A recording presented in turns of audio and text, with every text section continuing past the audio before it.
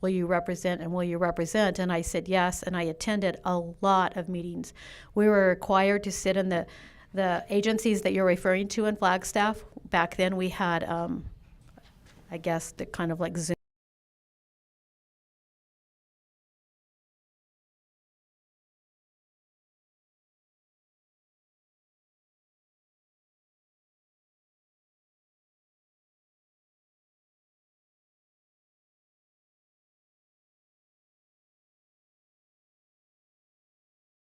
That agency.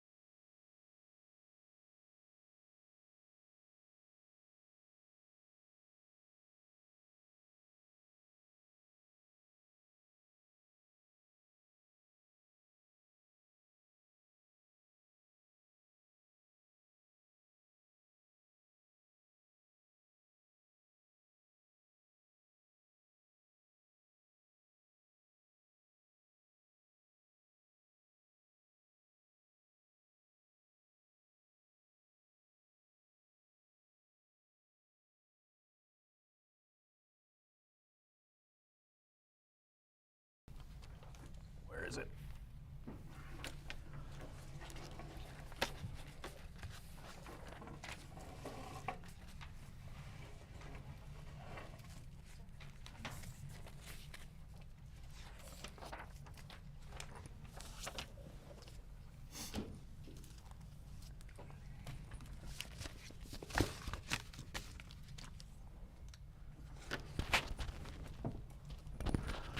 Jennifer, come here for a second before I open this next meeting. So she's going to have to specify.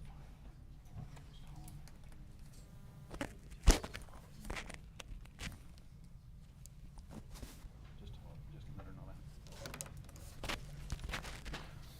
that. Okay. I called this special meeting of the City Council February 12th. The time is 5:22. City Clerk, will you make the roll call? Mayor Kidman, Here. Vice Mayor Farrow, Here. Councillor Hammond, Here. Councillor Hettinger, Here. Councillor Augie, excused, Councillor Preller, Here. Councillor Roundtree. Here. Okay, just so the public is aware, we are not starting our regular City Council meeting early. We're not allowed to do that. This is just a one-item special meeting that was needed. One item of business, Resolution 1328-25, authorizing loan agreement with WIFAA. City Clerk, do you read it by ordinance or resolution or title only first? Okay. A resolution authorizing a loan agreement between the City of Page and the Water Infrastructure Finance Authority of Arizona. Does this go over to Josh or Darren for some background? This goes back before most of our. I can give you a little bit, and then we've also got Matt Rojas, I think, on Zoom with us. He's an attorney that's working with PUE on this issue. So the city council authorized that the city go out and apply for a loan from WIFA back in 2023. That we did do that application, and it was awarded to us up to $6.2 million. $708,000 of that roughly is forgivable principal. And so what this does is it essentially authorizes us to enter into the loan agreement for that loan. This is to address the water, the redundancy and the project that we've talked about out at the chains is kind of initially what this idea was for. PUE, you can kind of think of this maybe like a little bit of a HELOC or whatever. We have access to the money, but we don't have to spend it yet. And so this is intended to be what Brian Hill told me last night, was that he would only recommend that we spend this money if we needed to bridge the gap between funding that we had with all the grant money and we needed a little bit more money. We could also spend $700,000 and have that forgiven, but it would require 2 signatures. I believe Matt can verify this, but Brian wanted to make it clear that it would require that both the mayor and the PUE general manager sign off before any of this money is spent. In addition, depending on the amount, you'd have to approve it anyways. So this doesn't spend the money.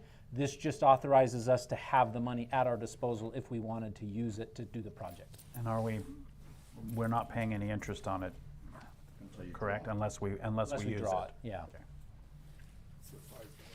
2 questions. First, does this count against our bond limits? No. Okay. Then my second question doesn't matter. Any other questions? Then I call for a motion.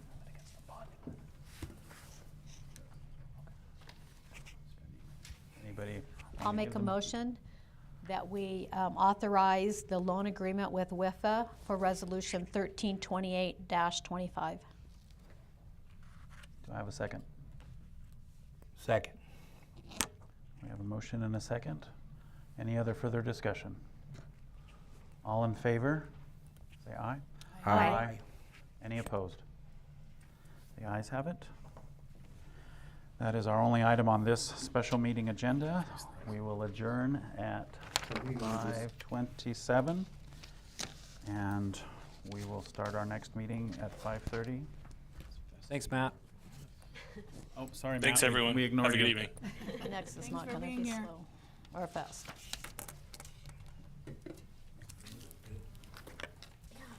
Got him at a hippie store in Are they stretching legs while they're waiting? Oh, I should get it. I'll stick with my sugar-free.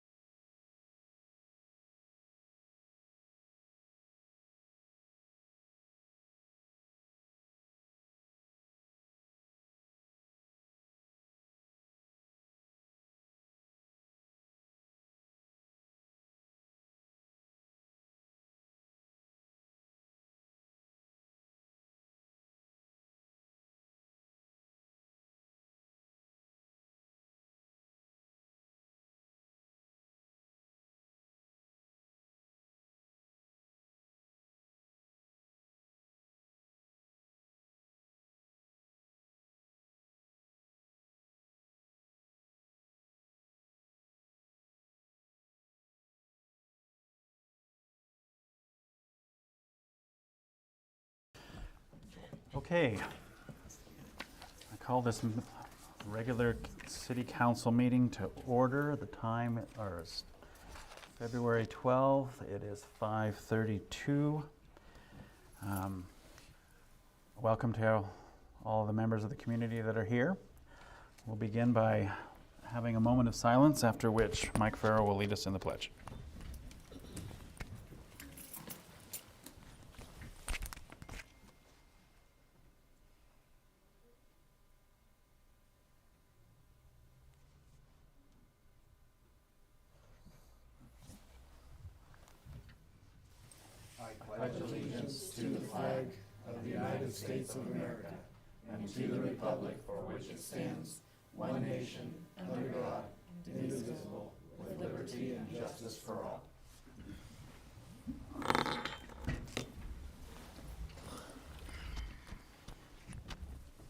Thank you. Madam Clerk, will you do the roll call? Mayor Kidman, Here. Vice Mayor Farrow, Here. Counselor Hammond, Here. Counselor Hettinger, Here. Counselor Augie is excused, Counselor Preller, Here. and Counselor Roundtree. Here. Okay, priority list. We have no strategic priorities from the city council or the individuals. Going on to minutes. I may ask for a motion for accepting the minutes.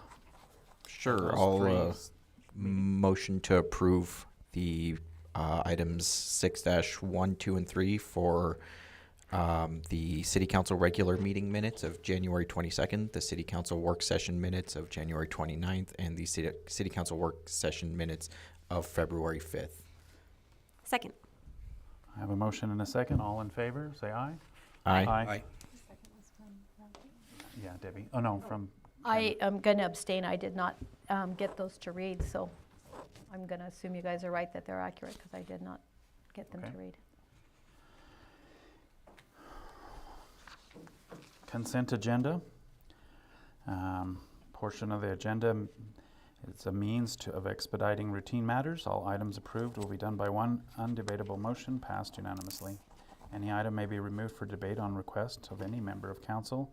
Items removed from the consent portion become the first items of business of the regular agenda.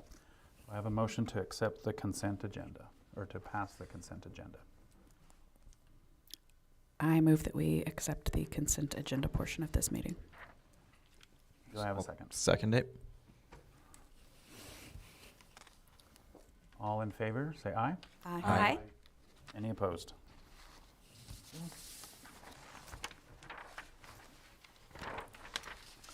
We have public hearings. We have a public hearing for liquor license K Barbecue and Tofu House.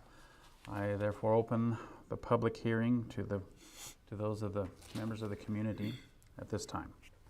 Is there anybody who wishes to address the board for the public hearing? Seeing none, I close the public hearing.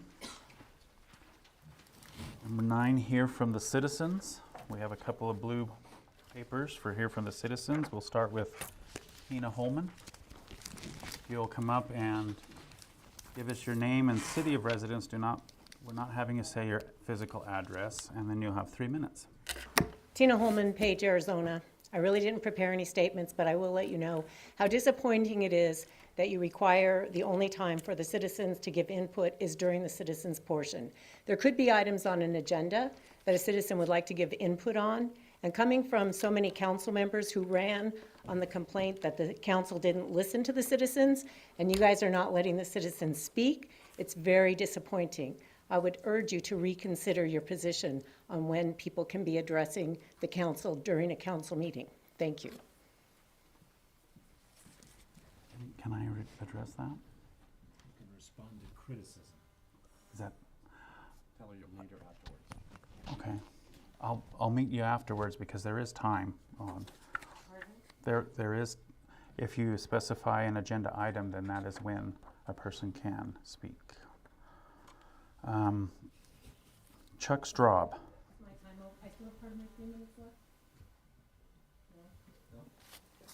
You're on multiples. Can you give it to us all at once, or? I'm on multiples. The only reason they're multiples is because of this new rule that we can't speak on anything unless we put in a blue slip. I don't know if I want to speak on those other items or not until we get to them. So I'm kind of with Tina here. We're having our hands tied because something may come up I want to talk about, and I don't know it until you guys talk about it. So I'm saying I'm not real happy with the way it's currently arranged with the blue slips. So that's criticism. If you want to reply, that's fine. And that's all. We'll look into it. We were trying to follow the legal parameters that were given to us at our training. I understand. Mr. Mayor, maybe this is something worth putting on a future agenda that we could talk about as a council, how we want to, the reasons why we have the system in place, what the purpose of city council is and the purpose of public input during city council. It may be helpful to have a review of that. I agree. I agree. I put it on. Future I wrote agenda. it down. Yes. Tina. Okay.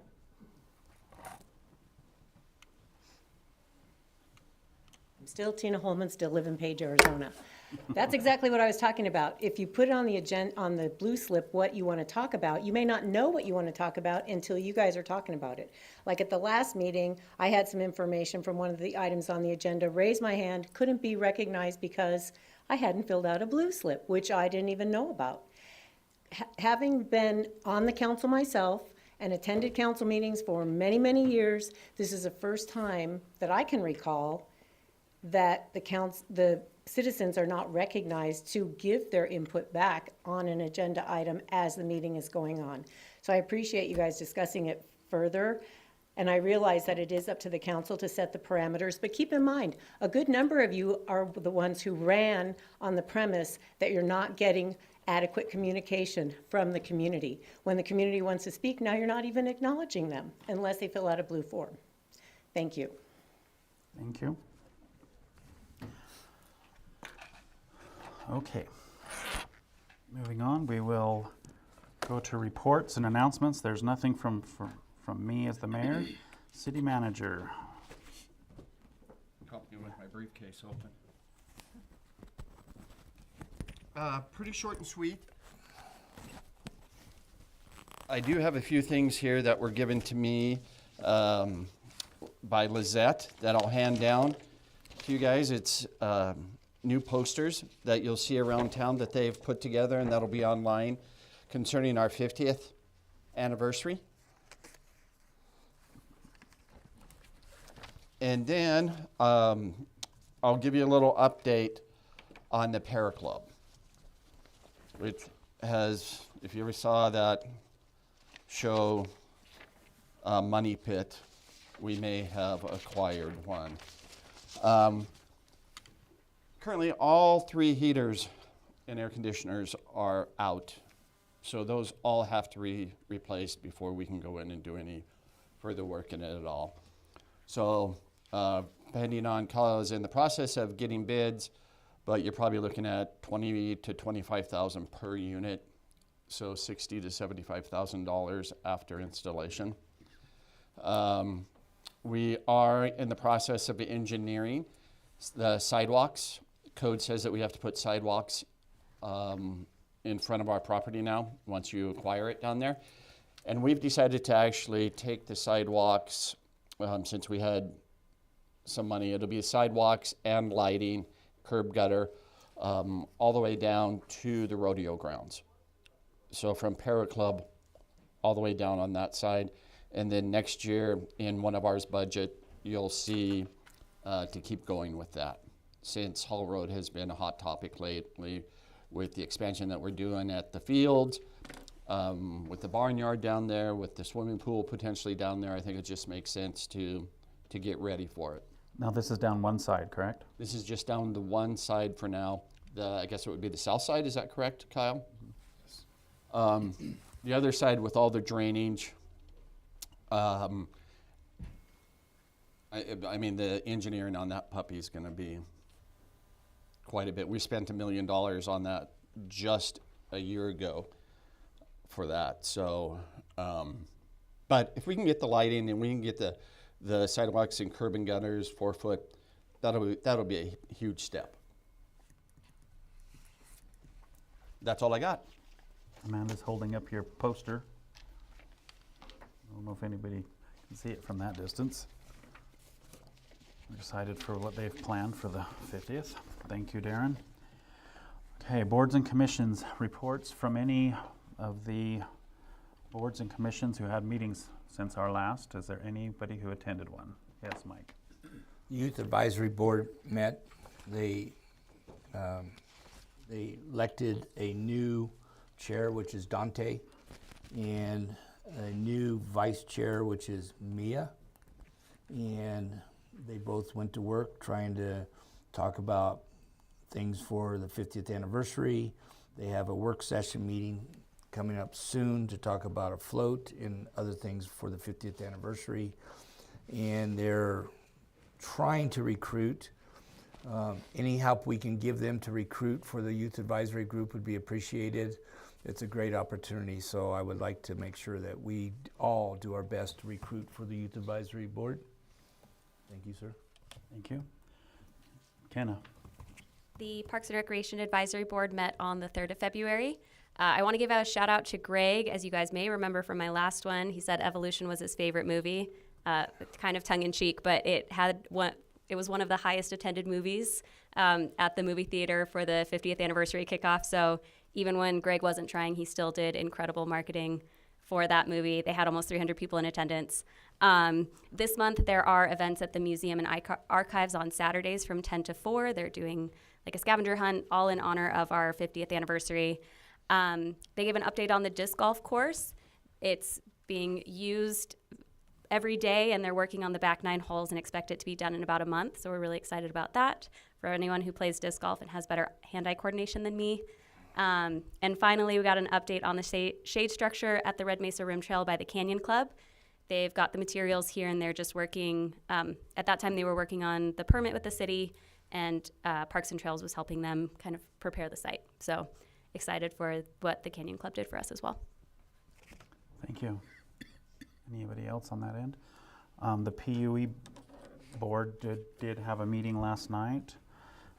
Everything seems to be going well with PUE. There was one exciting item from their meeting that, for those of you who are familiar with the city's electric contract through scheduling and all those other terms, was due to end in March of 26, which was causing a lot of anxiety for our people at PUE, but it has been, it looks to be renewed, and unexpectedly from the same entity. They're very excited about that. That was a good moment down at PUE meeting. So that's all I have to report on that. Yes. Sorry, which? Oh, yeah. So Economic Development Advisory Board met on January 27th. Discussed several things, but I wanted to highlight the Coconino Community College's workforce housing project. Sounds like there's some, Josh, correct me if I'm wrong, but it sounds like it's hung up in some legal. Not exactly. I think we kind of worked through the legal issues, and the developer is trying to decide how they want to move forward. But Okay. there aren't any legal hangups at this point. Okay, great. Sorry, I didn't mean to put you on the spot. Just wanted council to be aware that that's an item that we probably should discuss in the near future. And then the other one two more that I wanted to mention is a proposal from that board to conduct an updated target industry analysis. That was conducted when the plant went away, but that was pre-COVID. So expect to see that come before us in the near future. And then also wanted to mention that as we discussed with the strategic plan, a lot of people are asking for our guidance so that they can do their jobs. And same thing with the Economic Development Advisory Board. They're looking for us to provide some parameters around downtown revitalization. So I hope we can address that soon. Any others? Thank you. Item 11B, Economic Development Advisory Board appointment application. Who does this bump to? We have, is it Just me? Oh, okay. It's the application of Arden Redshirt to be appointed to the Economic Development Advisory Board. Arden's here. Hello. Anybody have any comments or discussion about this application? Yes, Amanda? I'm excited for Arden to step up and say that he's willing to serve on this board for us.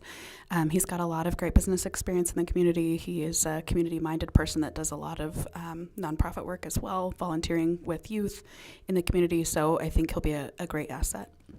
Thank you. And I'd like to move that we accept his application and appoint him to the Economic Development Advisory Board. Second. Debbie? I was going to kind of say some of the same things Adam did. I think he will be a great asset to the board. I think he has some skills and backgrounds that we don't have in the board, that he will bring those experience to the board. So I'm grateful that he's stepped up, and I encourage others to do the same thing. And I'm grateful, thankful that you chose to apply, and I smiled when I saw your name on there. So good job. And I will second it. Quick point of order. Does it matter if we say when the term is ending, or that's when the seat's open, so the motion doesn't need the term? If it's set by code, the terms, I think they are, then it wouldn't Perfect. matter. Okay. Anything else? Okay, we have a motion and a second to appoint Arden Redshirt to the Economic Development Advisory Board. All in favor, say aye. Aye. Aye. Any opposed? Thank you. Congratulations and thank you.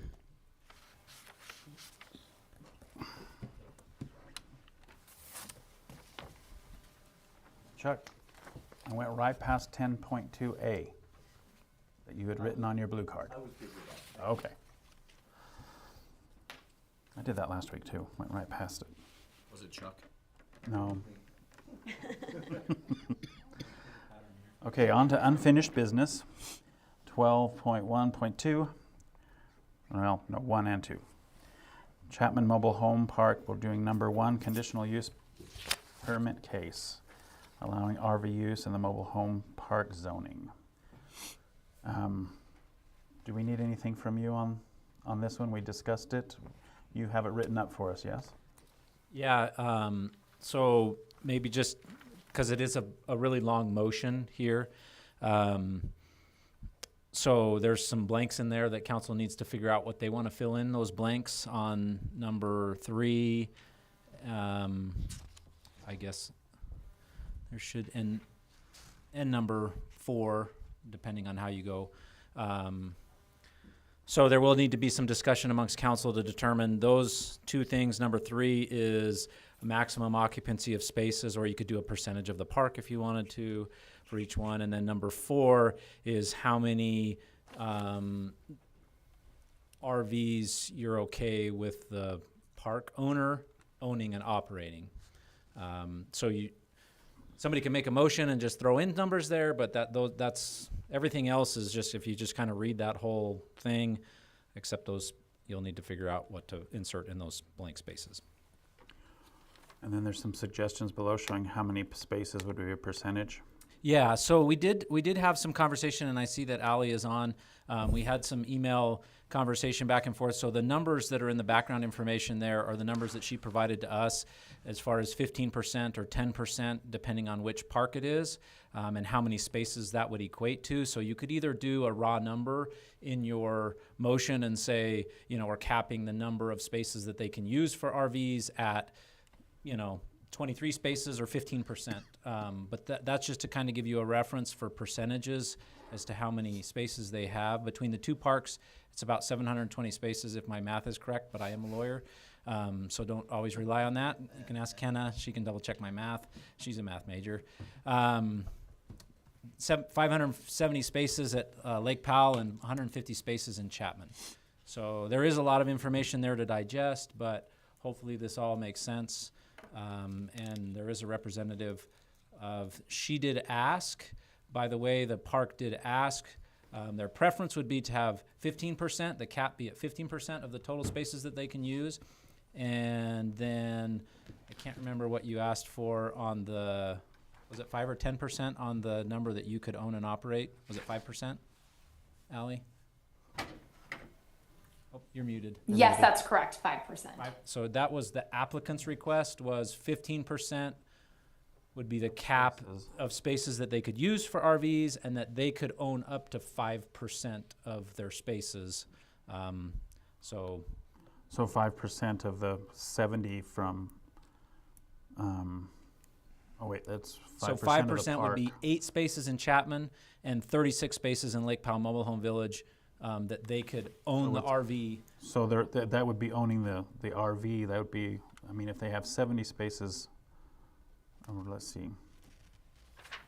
So how would that work? For Lake Powell Mobile Home Village, 86 spaces is your 15%.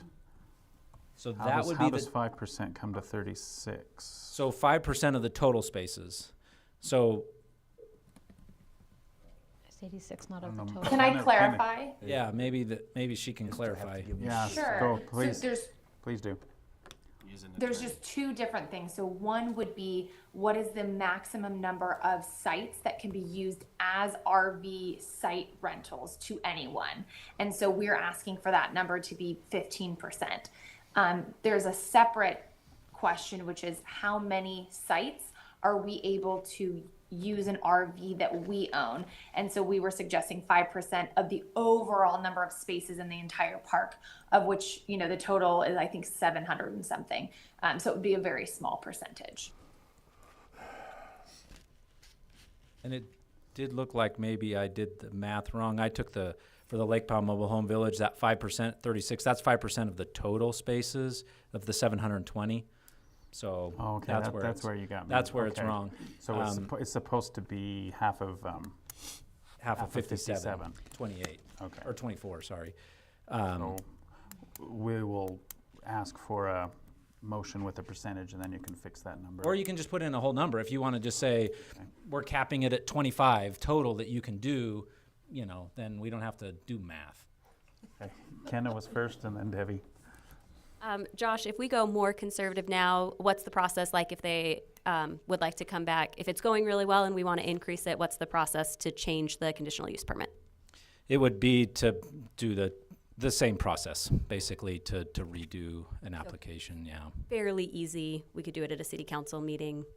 Yeah, I mean, you'd have to ask the applicant how easy it is, but yeah, it would basically be to come back and go through the process. I believe it goes to planning and zoning and then to you guys. Okay, so there is more involved than just what we're seeing today. Correct. This went to the planning and zoning.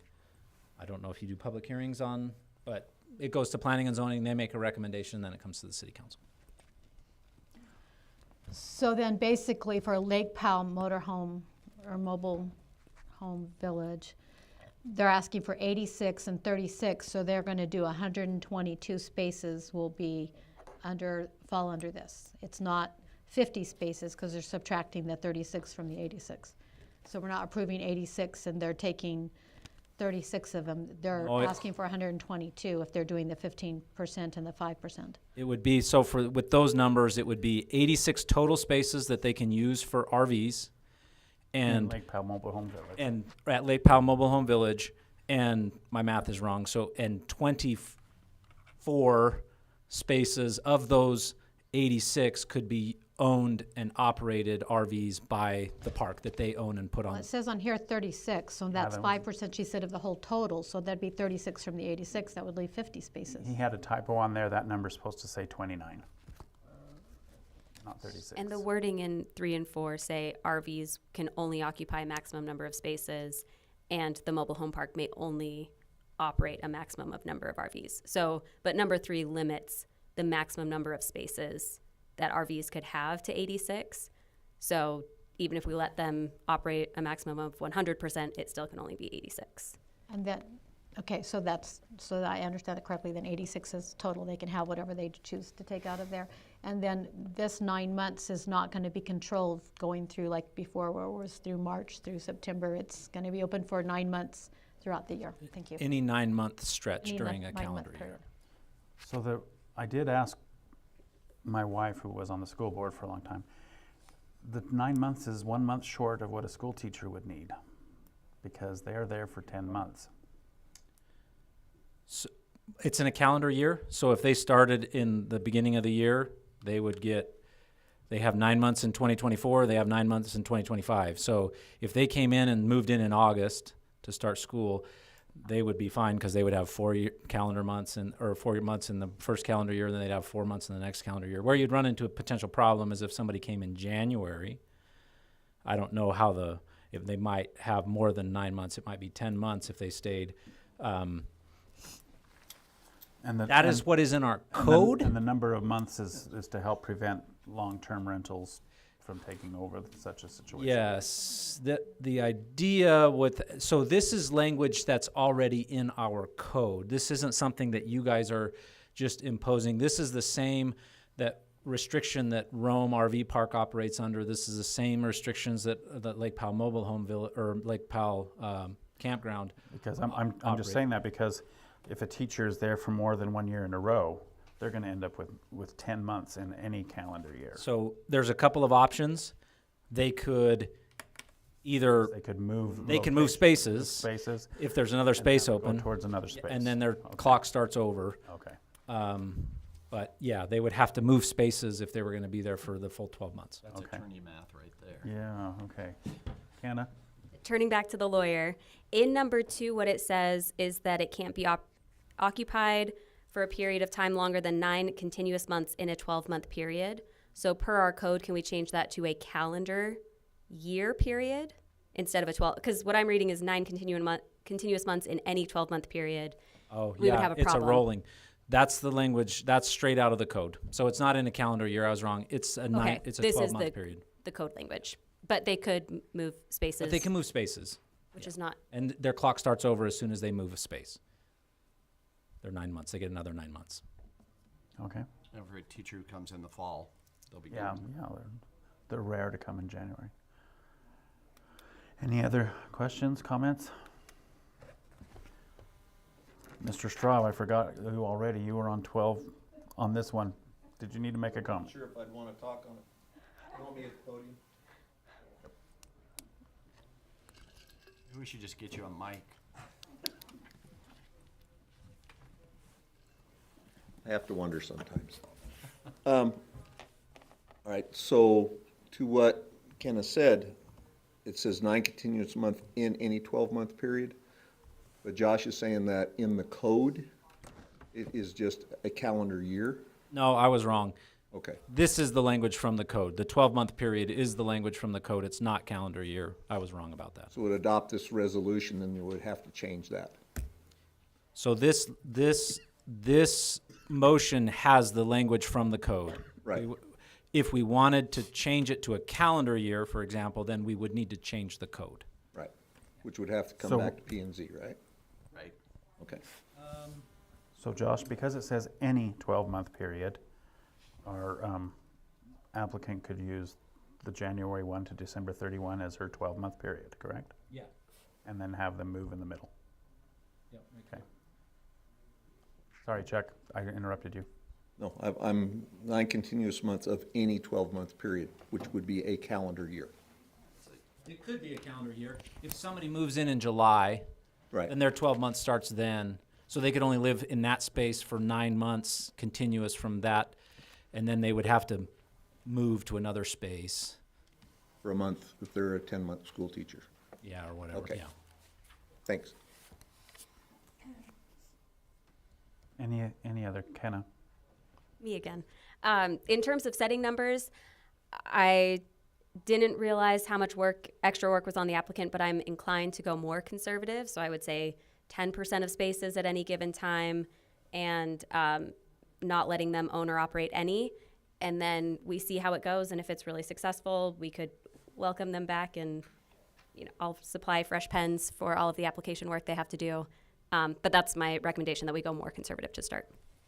I'll second that. No, I'm just kidding. Someone has to read that monster of a motion. I think that there will be a need, personally, for some of them to be owned by the park, because there will be some contractors that come in that do not have one to bring, in my opinion. So I think in order for it to not to become like an oversize, I would myself recommend the lower percentage for the ownership and the higher percentage for the spaces. I agree with that. We could, if we wanted to fine tune this, say 2 different amounts for the 2 different conditional use permits that are being brought before us. So if we think that, 0 is not sustainable, but 3% is too high, we could kind of do, 3% of Chapman's and 0 for Lake Powell Mobile Home, or vice versa, and that'll get us, I don't know, 0.83%, something like that. That's a Just an idea. good option. Any other comments? Okay, so. And they are 2 separate items. So two this separate items. item So that we're you're doing, is Chapman's is the first one. Chapman's is the first one. So this motion is only for Chapman's, and then you could do something different in the next item, which is Lake Powell Mobile Home Village, if you wanted to. But if we are going to do that, we would need to agree upon Which what we're one doing first? now before we move on to the next one, right? And I would say have the 5%, the lower one, the lower ownership for Lake Powell Mobile Home Village. the 3% of Lake Powell Mobile Home Village. May I speak on this just to give a little bit of information see that may be where- helpful? Yes, please. Yes, please. So Lake Powell is where we have most of our empty sites. When I did these applications, I was trying to make it streamlined so that we have the same rule across both parks.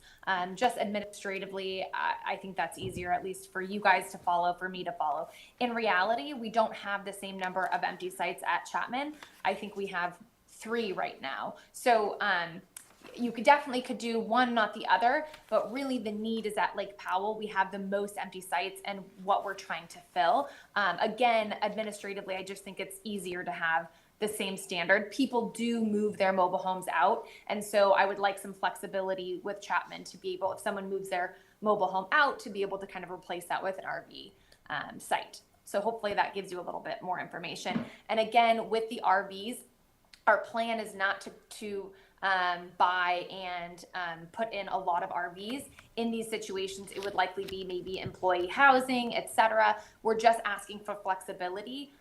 It is a little bit more than just the application. There's application fees, going through zoning. It's taken us about 4 months at this point just to get to this point. So fine tuning it is not necessarily a quick process, although it is doable. I would just ask for flexibility on the front end and see where we go. Thank you. I like what she said. It makes sense. Could ask her to make a motion. Who wants to? I don't know if this motion will fly because I still think that we have 2 different opinions on this, but and I'm the one with the frog in the throat. I probably shouldn't. I move to approve CUP case number 25-001 to add the RV park use to the existing manufactured mobile home park zoning district within the confines of the existing Chapman Mobile Home Park. The approval is based upon the finding. Do I really have to read this whole thing? Yes, you do. Oh my gosh. Within the confines of the existing Chapman Mobile Home Park. The approval is based upon the required findings 1 through 9 in section 152.09 of the Page City Code. In order to avoid detrimental environmental impact and to otherwise protect the best interest of the surrounding area or the community as a whole, the following are conditions of approval with which the applicant must comply. Number 1, RVs shall be rented for a minimum period of 1 month so as to conform with the character and nature of the mobile home parks where they will be located. Daily and weekly rentals are prohibited. Number 2, in accordance with Page Zoning Code, Section 152.045, specific land use and development standards, in establishing the temporary or seasonal nature of the RV park, no single RV site shall be occupied by the same party for a period of time longer than 9 continuous months in any 12-month period. Number 3, RVs will only be permitted to occupy a maximum of 15% of spaces at any given time within the mobile home park. Number 4, the mobile home park may not own or operate any of the RVs in the park. All RVs shall If be... you want, Or. If you want to allow some, then do the other one. The mobile home park may own and operate a maximum of blank. Sorry, that wasn't clear. New number 4. Number 4, do the or. Right below it. Yeah, I see it. But I heard a suggestion that we go higher on the spaces and 0 to start. Yeah, if you're wanting to do 0 on the number that they can own in Chapman's, then yes, you were reading the right one. I'm sorry. Okay. So, number 4, the mobile home park may not own or operate any of the RVs in the park. All RVs shall be tenant-owned. Did you get it all? Yes. Do I have a second? I'll second it. You can amend the motion to it so you don't have to read it all again. If you second it and that's not what you want to do, you can always just amend number 3 or number 4 to conform to whatever you want to do so that nobody else has to read that thing. Yes. Gonna have help here. I'd like to amend the 4, The original motion. the original motion to number 4 to read, the mobile home park may own and operate a maximum number of 5% within the Chapman Mobile Home Village Park. Do I have a second for that? I second the amendment. Okay. Any other further discussion? And we vote on, yeah. So I'll call for a vote on the amendment to the original motion. All in favor, say aye. Aye. Aye. Any opposed? Nay. Opposed. We have a 4-2. Okay. That is passed. Now we go to the amended motion. And all in favor of the amended motion with the change, say aye. Aye. Aye. Aye. Any opposed? Nay. Nay. We have a 4-2. Okay. Now on to number 12.2, the same thing with the other park. Who wants to read? We don't need to do any more discussion on that. Who wants to do the read and the motion? And it's Thank you, doing a Kenna. good job. And if you, I mean, since we've already got it in the record, I think you can say with the same findings and et cetera, and just fill in the blanks on this one. I don't think you have to read that whole thing again. You can just say with the same findings as the prior CUP. Okay, so with the same conditions of the prior. Same findings and unless you wanna conditions, make a unless you want to change up the numbers. Percentages. Nope, I like keeping the percentages the same, so Josh, just stop me when I go too far. But I have to read the first paragraph, or no? We're learning. You would want to read that first sentence that ends at Lake Powell Mobile Home Park, and then you can just say with the, The approval is based on the previous findings. yeah, Okay. findings and conditions as the Chapmans. Okay. I move to approve CUP case number 25-001 to add the RV park use to the existing manufactured mobile home park zoning district within the confines of the existing Lake Powell Mobile Home Park with the same approval and condition, or with the same findings and conditions as from number 12.1. Point of order. This is case 25002. That's a typo. Thank you. Thank you. Amended to case number 25-002. How does that feel, Josh? Second. We have a motion and a second. Any comments before we vote? I'll just make a comment. I'm going to vote nay on this one again. And for me, it's just what Kenna said earlier about being conservative to start with the owned. I understand the applicant's desire for flexibility, but I'd rather start conservatively. Yeah, and I'll echo that. That's the only reason I voted nay was I think we should be taking this, 10% first, see how that works out. I mean, until those spots are filled, and that's, there's gonna be plenty of time for that to happen. We won't know how. Well, we know it's in demand, but we won't know how that's gonna affect and impact both the city's housing market, the city labor market, and Chapman's and the mobile home villages situation. So I think if we, 10%, I personally feel like is the sweet spot for starting on this. If we want to vote 15, I'm going to vote nay. If we want to vote 10, I'll happily vote yay. I agree with Tom on Lake Powell Mobile Home Village. I wanted it to be more conservative. I didn't feel that as much as in Chapman's, but I do for Lake Powell Mobile Home Village. Does anyone want to make an amendment, or shall we vote on the original motion? Can I make a comment? Mhm. I think to the not developer, to Ally, to the applicant, thank you. To her point, I think keeping it the same is easiest for the city and it's easiest for the mobile home parks to comply. And so in favor of compliance, I understand that this has a significantly higher number of spaces possible and open spaces. But to facilitate compliance, I am going to recommend that we stick with the same numbers as before. But happy to have an amendment. All right, I'll give it a shot.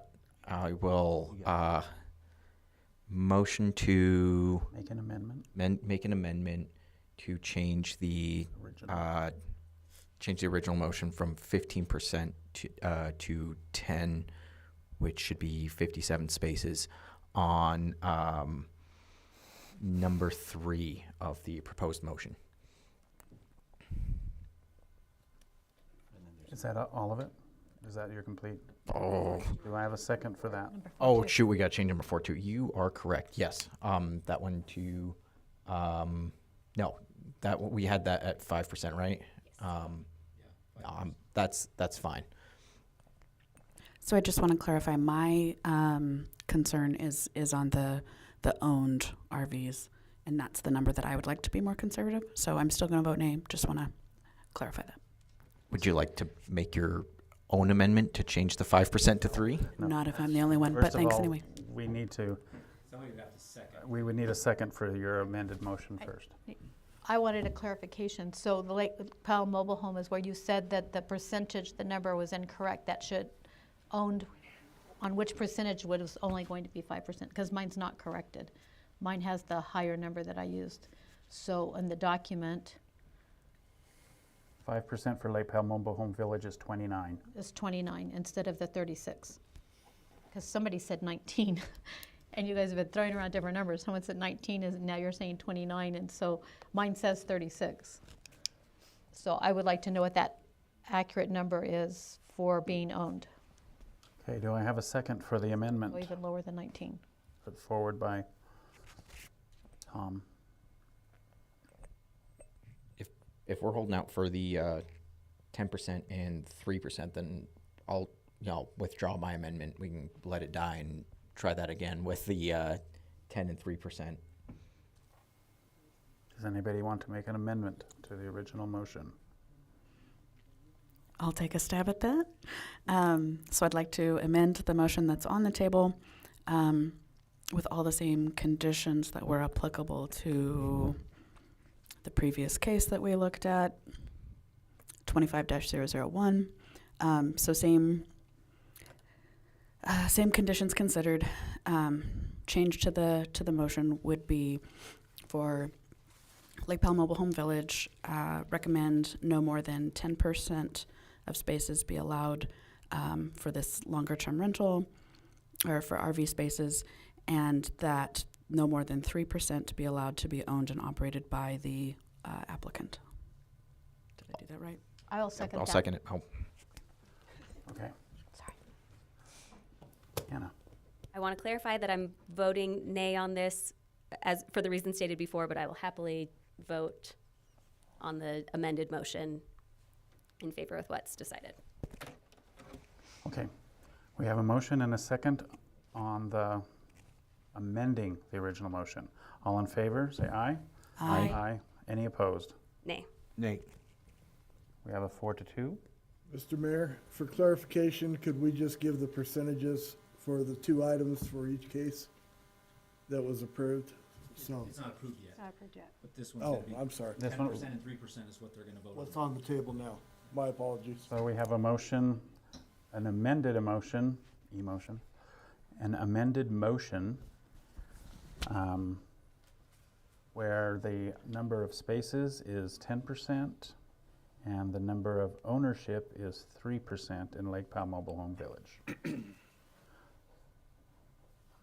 I ask for the vote. All in favor, say aye. Aye. Any opposed? Nay. We have 5-1. Thank you.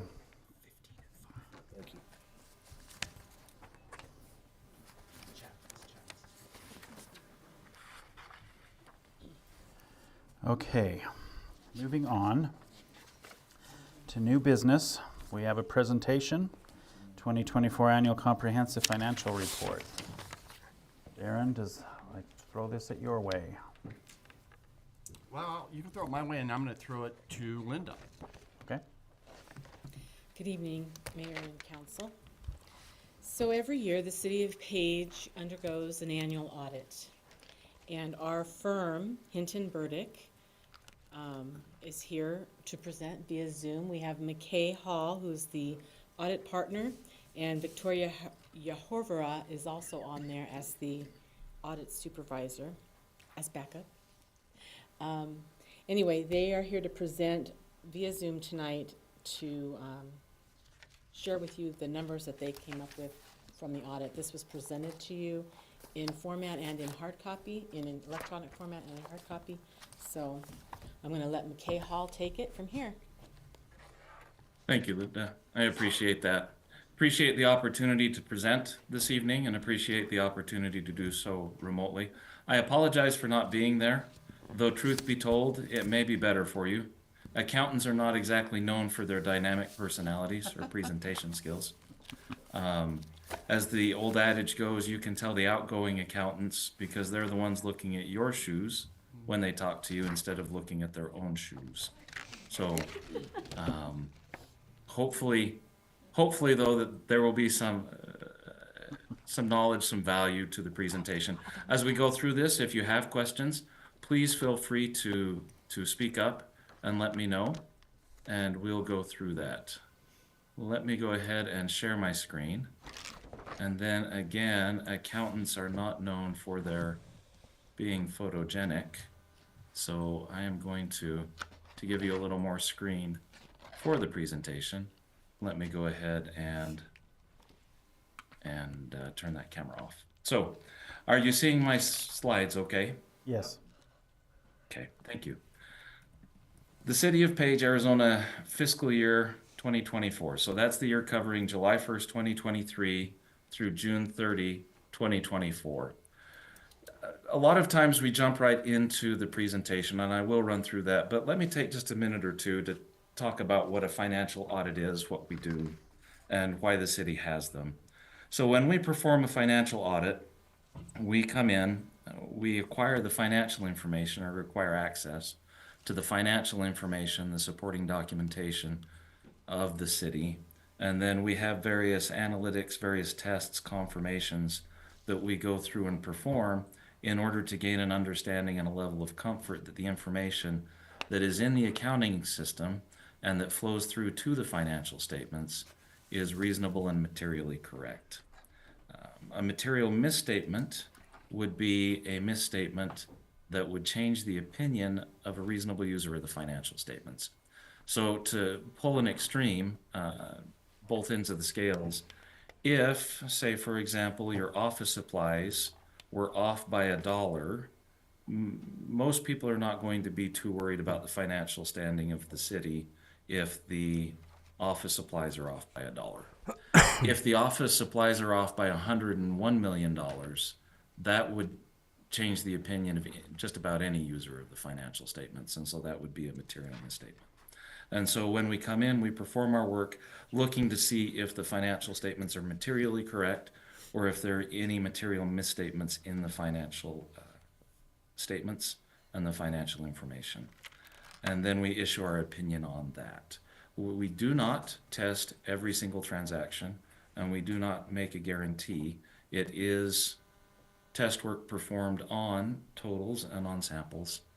And when we perform the audit, we do follow the generally accepted auditing standards in the United States, and we do also follow, as the city is a governmental organization, the standards promulgated by the Comptroller General of the United States. And so that's what a financial audit is. In conjunction with that, there are a couple of other audits and agreed upon procedures that are performed. Anytime the city has over $750,000 worth of federal funding that is expended, then the city is required to have what's called a single audit. There's additional compliance work and a separate audit report that's issued on major programs of the city that are funded with federal dollars. And this year, the city did have over $750,000 worth of federal expenditures. And so there was a single audit for fiscal year 24 as well. There's also an Arizona Department of Environment Quality agreed upon procedures report that is required on an annual basis, and that is performed in conjunction with the financial audit. And the state also requires an annual expenditure limitation report. There are procedures that are performed there and a report that's issued with that. And the reason that the city has these each year is that the state statutes do require a financial audit be performed each year. Also that ADEQ, the Arizona Department of Environment Quality, is required by statute, and the annual expenditure limitation report is required annually by statute. And then the single audit is required by the Uniform Guidance, which is related and comes from the federal code sections anytime you have that federal spending. So that's kind of a real quick as to what the financial audit is and why the city is receiving it on an annual basis. Now, I will run through the slides I've got broken up into basically 3 sections. We'll touch on the results of the audit this year. We'll take a look at a couple of key indicators for the city, and then we will take a look at some 5-year trends. So, the results of the audit this year.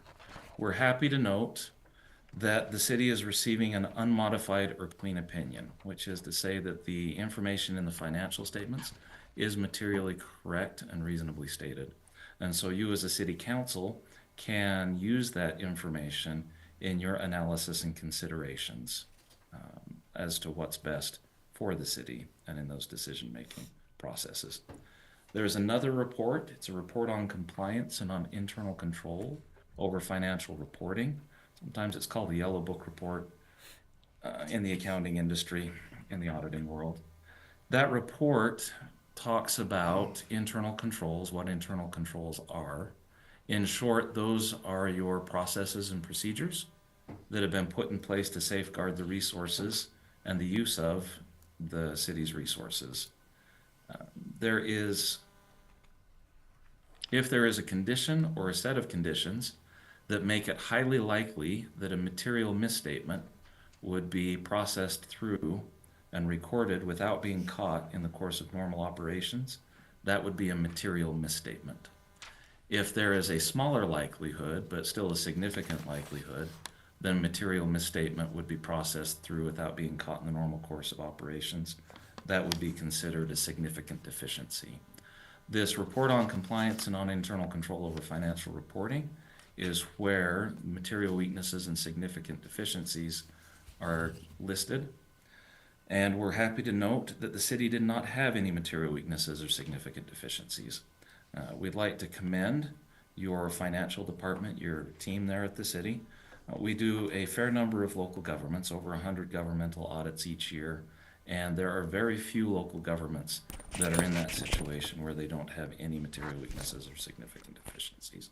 So I believe that that speaks to your team's focus on performing the work diligently and accurately and on their drive to make sure things are done correctly. There is also a state compliance report that's issued as part of the financial audit. The state statutes have a few things that we are to consider in the course of the audit. If there are any issues there, we issue findings, but we're happy to note that the city has an unmodified or clean opinion on that report as well. And then as I noted, there's also a federal single audit report on compliance that is actually issued in a separate document this year. But again, there were no findings with the federal single audit report. That is also a clean or unmodified opinion on that report as well. A few of the key indicators for the city to watch over time: total net assets, which is basically the city's equity, for the fiscal year into June 30, 2024, were $207 million. And on page 17 of the annual comprehensive financial report, there's some information on that, how that number is derived. For fiscal year 24, that's an increase from the prior year of $21.8 million. It's basically broken into two categories on that report. There's a governmental type activities, which are going to be your general fund, your capital projects funds, your special revenue funds. And then there are business type activities, which are your proprietary funds, your electric fund, your water fund, those funds. The governmental type activities, net assets increased by 18.2 million this last fiscal year, and your business type activities, net assets increased by 3.6 million. It's important to watch those numbers over time. Equity is in effect the resources that you have to meet your needs and obligations in the future. Should revenues fall below expenditures, that's in effect the buffer that you have, those extra resources. And so over time, if those numbers, those net assets are decreasing or they're staying flat, that is likely an indicator that there's some condition or circumstances that need to be addressed. Given inflation, those resources do need to be building up over time in order to meet any unexpected events or circumstances and to meet your needs and obligations. Quick snippet from the financial statements. This is the statement of activities for the government-wide statements, which in effect is the income statement. It gives you the breakdown of your expenses, your program revenues coming from your charges for services, your operating grants, your capital grants, and then it nets those over to your net expenses or revenues over on the far right. And then it gives you your general revenues along the bottom, which include your various taxes, revenue sharing, land sales, etc. And the very bottom of that report, the last three lines, give you your change in net position, which is your change in net assets that we were just talking about with that 18.2 million in the governmental activities. And then that second column over on the bottom section there, 3.5 million for your proprietary type. It shows you what your net assets were at the end of fiscal year 23, and then what your net assets are at the end of fiscal year 24 after the activity flows into that. A few other highlights. Total governmental long-term liabilities are important to watch. Those are future commitments for which your resources will be used. The long-term liabilities for your governmental activities was 7.5 million at June 30, 2024. Page 48 gives you some detail on that. That 7.5 million in long-term liabilities did include 6.4 million in net pension and OPEB liabilities. Your total governmental long-term liabilities did increase by 676,000, but that resulted primarily from current year changes in those pension and OPEB liability balances. For your business type activities, the long-term liabilities are 4.4 million at June 30, 2024. Of that 4.4 million, 3.7 is for net pension and OPEB liabilities for the personnel in the proprietary, your enterprise fund activities. The business type long-term liabilities did increase by 175,000 overall. The largest contributor to that, again, was the pension and OPEB liabilities. It increased by 136,000. Looking at some of the 5-year trends for your major funds in your annual comprehensive financial report, the general fund is the main operating fund of the city, and so it's an important one to keep an eye on. On this graph, your total assets are the blue line with the square, your total liabilities are the red line with the circle, and your total fund equity is the green line with the diamond. So as you can see along the bottom there, the total liabilities for the general fund have remained reasonably consistent over the last 5 years, and which has caused the assets and your equity to climb in tandem with each other over those 5 years. And those are trending in a northeasterly direction if considered in a map layout, and that's good.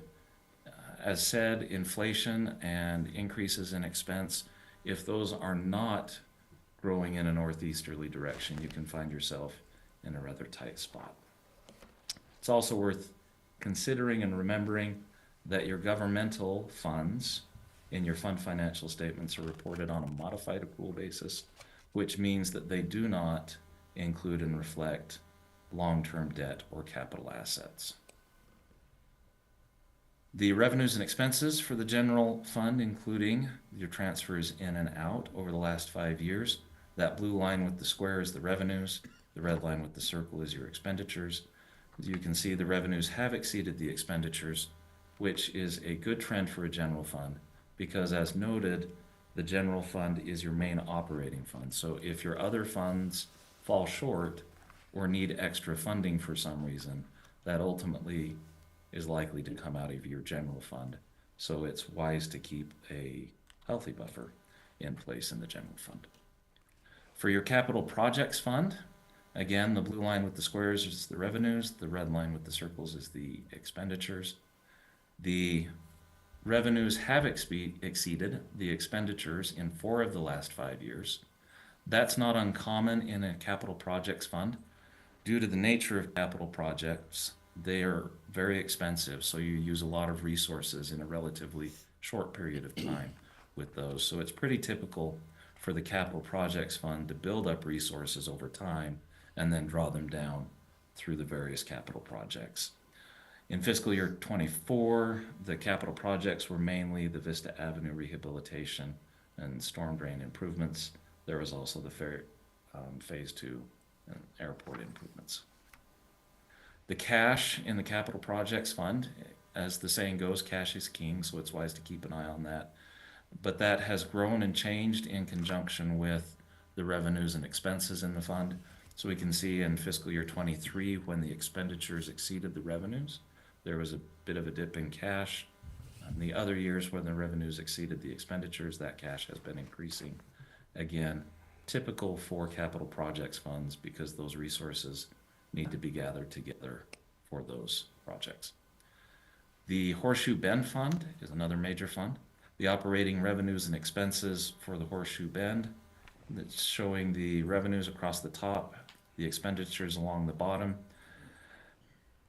Revenues and expenses had increased up through 2019. With the pandemic, they took a dip into 2021. The expenses have been able to be kept relatively low since then, and they've been reasonably consistent over the last 4 or 5 years, while the revenues have been increasing. But from fiscal year 23 to fiscal year 24, the revenues at the Horseshoe Bend have remained reasonably consistent. Cash and net position. Net position in your proprietary funds is your equity. And so the cash, so we can see it took a dip down in 2019. It has been increasing since 2019. The net assets is an important one. The net position is an important one to watch, because if you look in the earlier years, 2020, 2021, the fund itself was actually operating at a deficit with the unrestricted net position, but that has been changing. And in 2024, it's actually ended the year with a positive unrestricted net position, which is good. The water fund, if we take a look over the last 5 years, the revenues have exceeded the expenses in 4 of the last 5 years, but that gap has been closing, and in fiscal year 24, the expenses have actually exceeded the revenues by just a little bit. In any given year, that's not typically a big issue if the expenses exceed the revenue, but if that trend continues, then something needs to be done. Short-term trends of expenditures over revenues, you can generally deal with if you've got a buffer that you've been able to build up, but long-term, it's unsustainable if that continues year after year after year. The cash in the water fund has been trending up in line with those revenues exceeding expenses in most of those years. The sewer fund, looking at the revenues and expenses, follows a similar trend. The revenues have exceeded the expenditures for, well, actually in all 5 of the last years. But as you can see, fiscal year 24, the expenses and the revenues are pretty close. So it's an important relationship to keep an eye on. looking at the cash trends in the sewer fund over the last 5 years, they have been going up. They did take a bit of a dip this year, so it's important to keep an eye on that cash flow. The electric fund, in 2 of the last 5 years, the revenues have exceeded expenditures. In the other 3 years, expenses have actually been higher than the revenues. And so this is where, as noted before, it's important to have a buffer in place because you get some years where this happens. In fiscal years 22 and 23, particularly, the power took a spike in costs. But as can be seen, in fiscal year 24, those expenses have been able to come down and you actually have a net income in your electric fund again in fiscal year 24, which is good. The cash in the electric fund follows that same trend. In the years that the expenses exceeded the revenues, it's been decreasing, but it's begun to build up again in fiscal year 20. And that's, in short, that's the presentation. There's my contact information and Victoria's contact information. Are there any questions? Kenna. Can you go back? I think it was slide 15. I'm trying to understand that. I believe is the one that shows the cash where our expenditures were higher than revenue, but somehow cash grew. That is often due to timing issues. Under full accrual accounting, which is what your enterprise funds follow, you'll incur expenses, but you may not send the cash out. Cash may be 30, 60, 90 days out, depending on how timing goes. So a lot of times that could contribute to it. There may also be some transfers and such that can contribute to that as well. Perfect. Thank you so much. No, it's a good question. Any other questions? Amanda? Thank you for that summary of information. That was really helpful. I just wanted to ask if this presentation slides could also be shared with us and included in the minutes. Yes, they can be shared with you. And I can coordinate with Linda on that to make sure that you get them. Wonderful. Thanks for your time. Thank you. Anything Okay. else? If there are no other questions, I just wanted to commend one more time your team and thank them.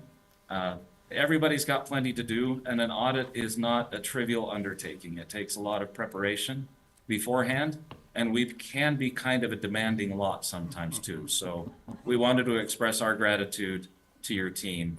They've been really good to work with, very professional in their approach and demeanor, and we really appreciate it. Well, thank you very much. Thank you. And thank you to Linda and her team. Yeah, this is super impressive. Okay, next item, 13.2, Arizona Law Enforcement Accreditation Program presentation. I think Darren's going to throw it your way anyways. Yep. I think I talked about this a month or so ago, but I'm going to toss it off to this gentleman here who's coming all the way from the state to award our department first in the state, I believe. First in the state. First in the state. So Wow. I'll toss it. Mayor, Vice Mayor, members of council, it's a privilege for me to be here. My name is Rich Jessup, Yuma, Arizona. I thought that I would go into retirement a couple years ago, but the Arizona Association of Chiefs of Police thought that they needed to pull me back out and do a few more things for them. And so one of the things that I began to tackle just recently was the ALEAP accreditation, which has been really a challenge, and now we are a leader in the United States. There's 38 different states that have accreditation programs for their police department. My department was the 8th in the state to get that. But I'm here tonight simply because your police department under Chief Lang, and if I say these guys have become my friends over the years, and they are to be commended for the work that they have done. And one of the things that they did was they first started off with just the law enforcement accreditation portion of what ALEAP gives out. It was then followed up as we created a program for property and evidence, and then created a program for communications that they began to see the value of those things. And now I can tell you this, they are not only accredited in law enforcement, they are accredited in communications, and they are now accredited in property and evidence. And so the Page Police Department has become the first agency in the state that has received all three accreditations. And I'm here tonight to present Chief and his staff, and I look at Captain Jones back there, and he's Larry to me because he works side by side, and there's so many things that he does, along with Allie back there too, and I know that you should be proud of the work that you do. And Larry, this is just kind of a shout out from a personal guy. You have been an incredible, incredible member of the A-Leap team. I know that you and I have to drive very early in the morning to go to another meeting, but I just want to say publicly in front of Mayor, Vice Mayor, Council, and our guests here tonight that we greatly appreciate all the work that you do over the years for the A-Leap program. We would not be in a position that we're at today without that help. So we thank you. Chief, thank you very much for letting him assist us in those things. And I would like to present to you the first Trilogy Award given to a state agency of the Page Police Department.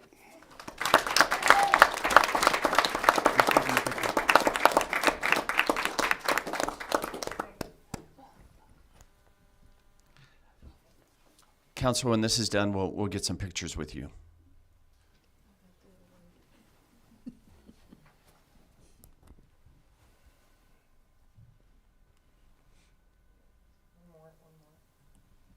I don't think Tim was smiling. They're going to arm wrestle over who gets to take the trophy home. But Jackie Lyons, and that's Taylor McAnally now. She got married. Jackie's responsible for she's our supervisor in dispatch. Taylor's the lead, and without them, the communications wouldn't have even come close to happening this year. So. And I had the opportunity to see them at the hearing in September. But Mayor, Vice Mayor, Council, thank you so much. Your police department is to be commended. And I would not have drove all the way from Yuma. I wanted this opportunity to let you know how well they do. And they may be up in the north section as far north as you probably can get. And I may be in the south section as far south as you can get. But they are to be commended, and I commend Chief and his staff for all of the excellent things that they do. So thank you very much for allowing me this opportunity to give them a very well-deserved award.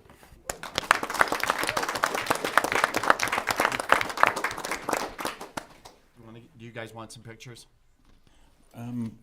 We don't have to. We weren't the ones that did the work. These guys did all the work, and they're amazing. So thank you again from all of us. That is wonderful. So we'll forego the pictures. Okay.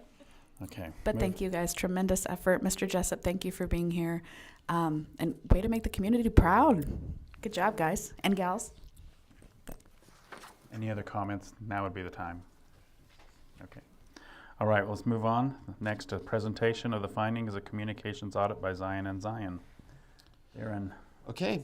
So last year during budget, the then city council gave Greg and I directive to go out and find a marketing firm to basically do a audit on not only our outsourced advertising, but our in-community communications.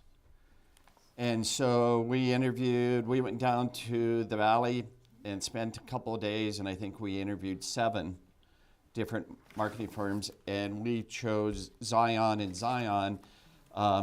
They had a large enough company, but they were small enough to understand what we were looking for. I think some of you probably spoke to them and gave your input. So tonight, we're here to show the findings, the good and the bad. We haven't quite decided after this is all done. Presenting here is Amanda Johnson. We'll speak with Amanda, and Greg and I will decide. There may be a few areas, especially in local communications, that we might be working with him, and you may see him in my budget next year, depending on how we decide to proceed from here. I'm going to give it to you, Amanda. I just wanted to ask if I did share the slides ahead of time. Are we able to get those on the screen so everyone can follow? You have them? along? Did you send them? I didn't have them. Oh, she's got like a mess of them. Hang on. Can you talk a little bit before? I can, but it'll be better for us to have a visual. Did I not send those? I sent them on. You did send them. Mr. Mayor, point of order. I believe that we can go on to the next item. Just table this, come back when we get the slides set up. Can we postpone this and do the next Sure. item on the Sure. agenda? It'll only take like 30 seconds. Okay, thank you. So she doesn't think she can do it. These next two items look pretty straightforward also. Oh, he does have them, never mind. Yeah, because we sent them to you like a month ago. She was supposed to be on. Way to make me panic Oh, on my that's right. phone. This is already a postponed presentation. All right. Hopefully we can get those up on the screen so you guys can follow along. But thanks so much for having me here today. As Darren said, my name is Amanda Johnson. I'm a senior customer experience strategist at Zion & Zion. Zion & Zion is a full-service marketing and public relations agency located in Phoenix. And over the last few months, we had the opportunity to audit the City of Page's marketing and communications efforts. And today I'm going to be sharing with you our insights and our recommendations for a go-forward plan. Thank you so much. All right, so just an agenda. I'm going to give just kind of a state of where you're at currently. I'll talk through the frameworks that we use to assess the maturity of your marketing and communications efforts. We like to give the answer first, so I'll kind of start with revealing the end answer right at the beginning, and then I'll work our way through the research that led us to that answer, and then we'll finish off with our recommendations going forward, and I have some handouts that I'll hand out at that time. So just to kind of set the stage first, during our audit, we focused on two key audiences, the first being tourists, and the second being residents. The city currently invests $350,000 annually in marketing and communications towards tourism. This is split up among multiple channels: connected TV, digital marketing, event advertising, and promotional items, events, all of that.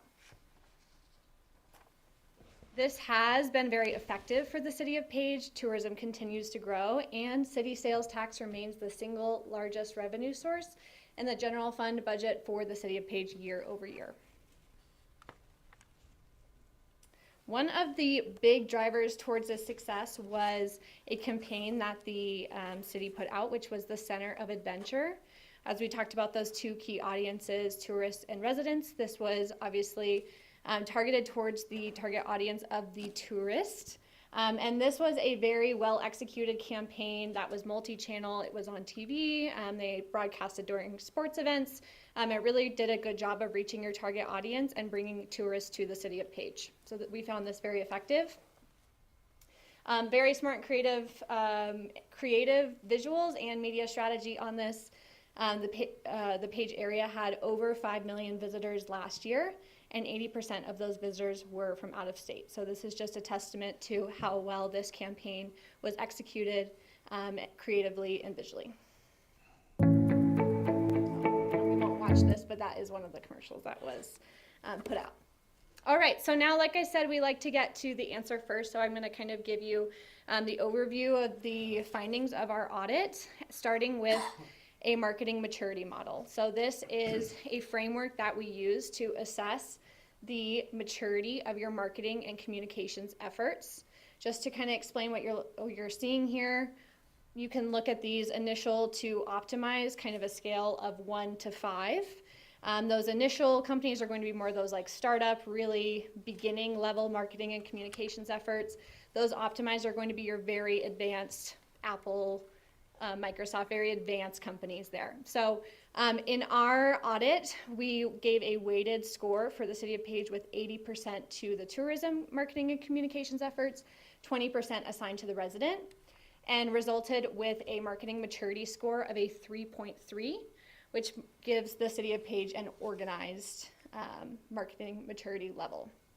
Now, to move up the ladder in this, Generally, that requires additional technology, more investment, further manpower to that support. So we do feel good about the place that you guys are at currently, and we'll show in the next slide some strengths, opportunities to help improve this score over time, and that's also what our go forward plan will help improve this as well. A second framework here, as I just alluded to, is the SOAR framework. So this is a framework to help support the findings in that 3.3 score that you saw. On the left-hand side, you're seeing some of the strengths of the marketing and communications efforts, economic contributions for tourism, effective event promotion, tourism campaign strategies. And then in the second column, you're gonna see some of those opportunities, resident communications, proactive crisis communications, clear communication of project funding sources. A lot of that is going to be in our recommendation, so I'm not gonna jump the gun too much on that right now. And then just looking forward, aspirations and results, really what that is as you implement those growth opportunities, you're going to see an improvement in how that results in your marketing and communication efforts. Moving on, we're gonna go through some of the research that led us to those kind of bigger findings that you just saw. And one of the biggest pieces, or very important piece of the research on this, was actually speaking to the residents of Page. So in order to gather feedback from the community, we went through both qualitative and quantitative data and research on this. So we conducted 7 stakeholder interviews. That was with various community members. Some of your faces in this room were on those Zoom calls. They were about 30 minutes. We asked open-ended questions. And the goal of that is to find themes. So we're asking each person a variety of questions, and we're doing a thematic analysis at the end to see what overlaps, where do opinions converge and diverge from various viewpoints. So that was on the qualitative side of the research. On the quantitative side, we also wanted to deploy a survey. So that was deployed via email. We had over 260 respondents of that survey from Page residents, which we feel really good about. That was a lot of interaction on that. What you're going to see is I'm going to share the 4 key insights that we derived from both sets of this research. You'll also see quotes from the stakeholder interviews. Those have been kept anonymous. As we mentioned to the panelists of those interviews, that they would be kept anonymous. And then you'll also see some of the quantitative data from the surveys as well. So again, kind of giving that answer first, the 4 key insights that we'll go into, and I'll go into these in more detail, and they'll have some sub-themes within them. But just to start out first, the City of Page has excelled in positioning and marketing itself as a destination for tourists. Number 2, there may be gaps in communication with community members. 3, improving clarity and communications will help residents feel more informed and engaged. And number 4, there are a lack of crisis communication protocols and active communications plans to influence the messaging and information circulating. So we'll go through these in more depth, the research that supports them, and some sub-themes with them then as well. So starting with insight number 1, that the City of Page has excelled in positioning and marketing itself as a destination for tourists.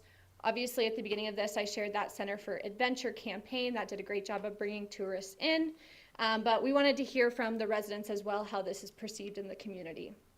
So first sub-theme here is that the city's marketing efforts have increased tourism, contributing significantly to the local economy. You saw that in the numbers at the beginning, but also here for each of these, kind of small on this screen, but on the left-hand side, you'll have all of the quotes that support this sub-theme, and then I highlight usually one that, to me, kind of portrays the point the best, so I'll read that one off. That one here is, tourism is a huge part of the economy here. The city has done a good job bringing people in, and that helps with tax revenue.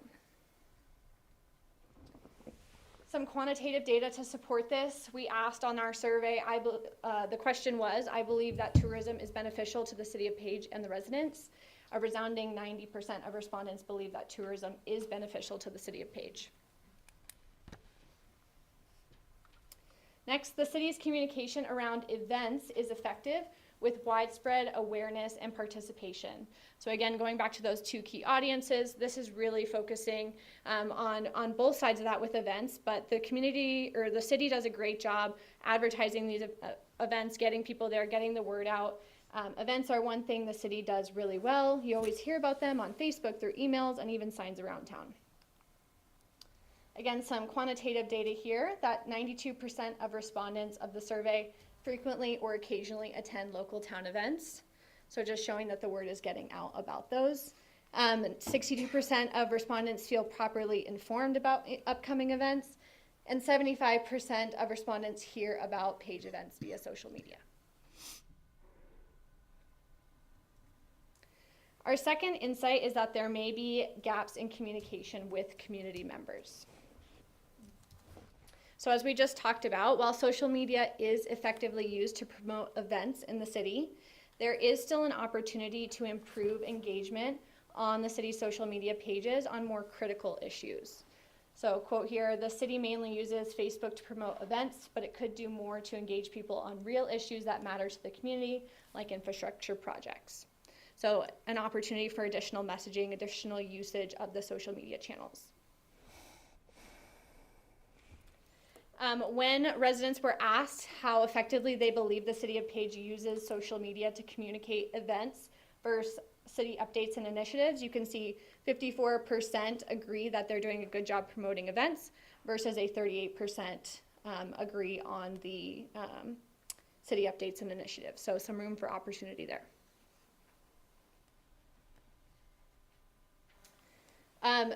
We do support social media. It's a very effective means to communicate with your residents. You can see that emulated here. 23% of respondents follow the City of Page official Instagram, but a resounding 82% of respondents follow the official City of Page Facebook group. Next, going back to our gaps in communication, key communication occurs here at City Council meetings, which are not reaching all community members effectively. We'll quote here, a lot of people aren't getting the information there because they're not attending City Council meetings. They need to use more modern ways to communicate. When asked how often respondents attend City Council meetings, you can see that 69% either rarely or never attend City Council meetings. We also asked about the live stream, and that went down to about 57%. Next, the city's website has become a central hub for information, but many residents do not use it regularly, contributing to the gaps of understanding about key projects. So really the idea here is that they do a very good job about getting information on the website, but that's not the most common channel for residents to go seeking out that information. So a quote here, the city's website has become the main source for updates, but if you don't know to look there, you're out of the loop. So this is really a channel issue here. On the survey supporting this, 71% of respondents do not frequently visit the website. 12% of respondents have never visited the City of Page website.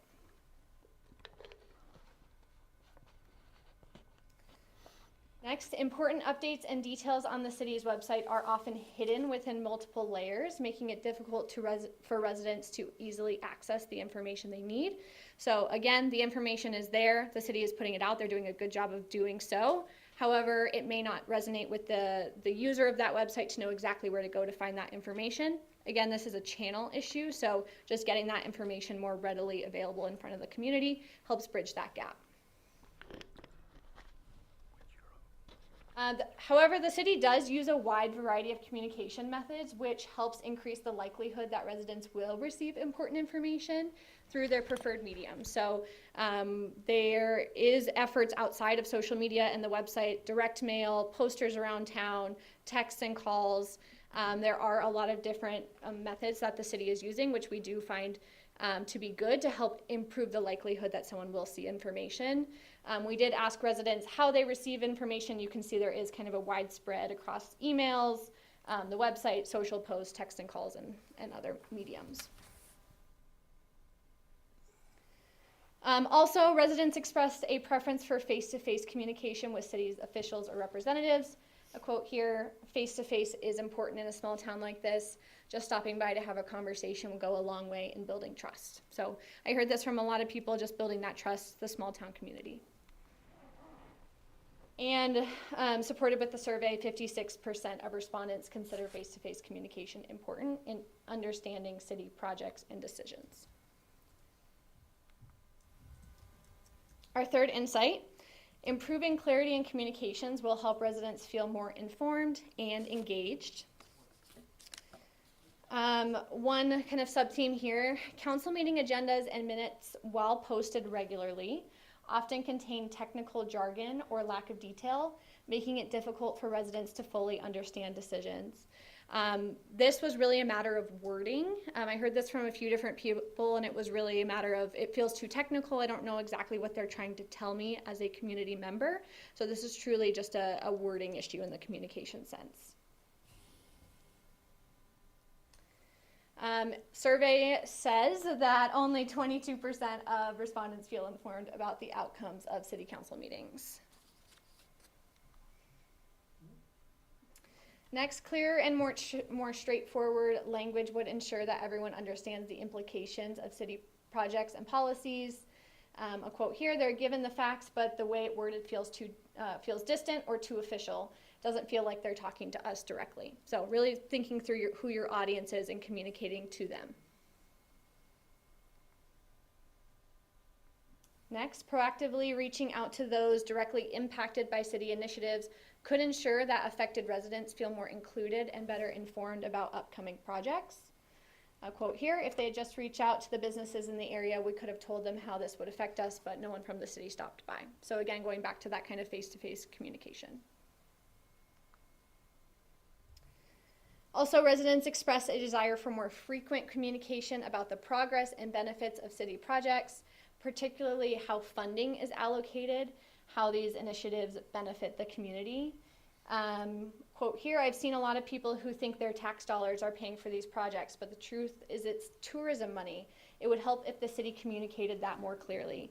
When we get to our go forward plan, we have some tactical recommendations about how you can do that and how you can communicate that resident tourism connection.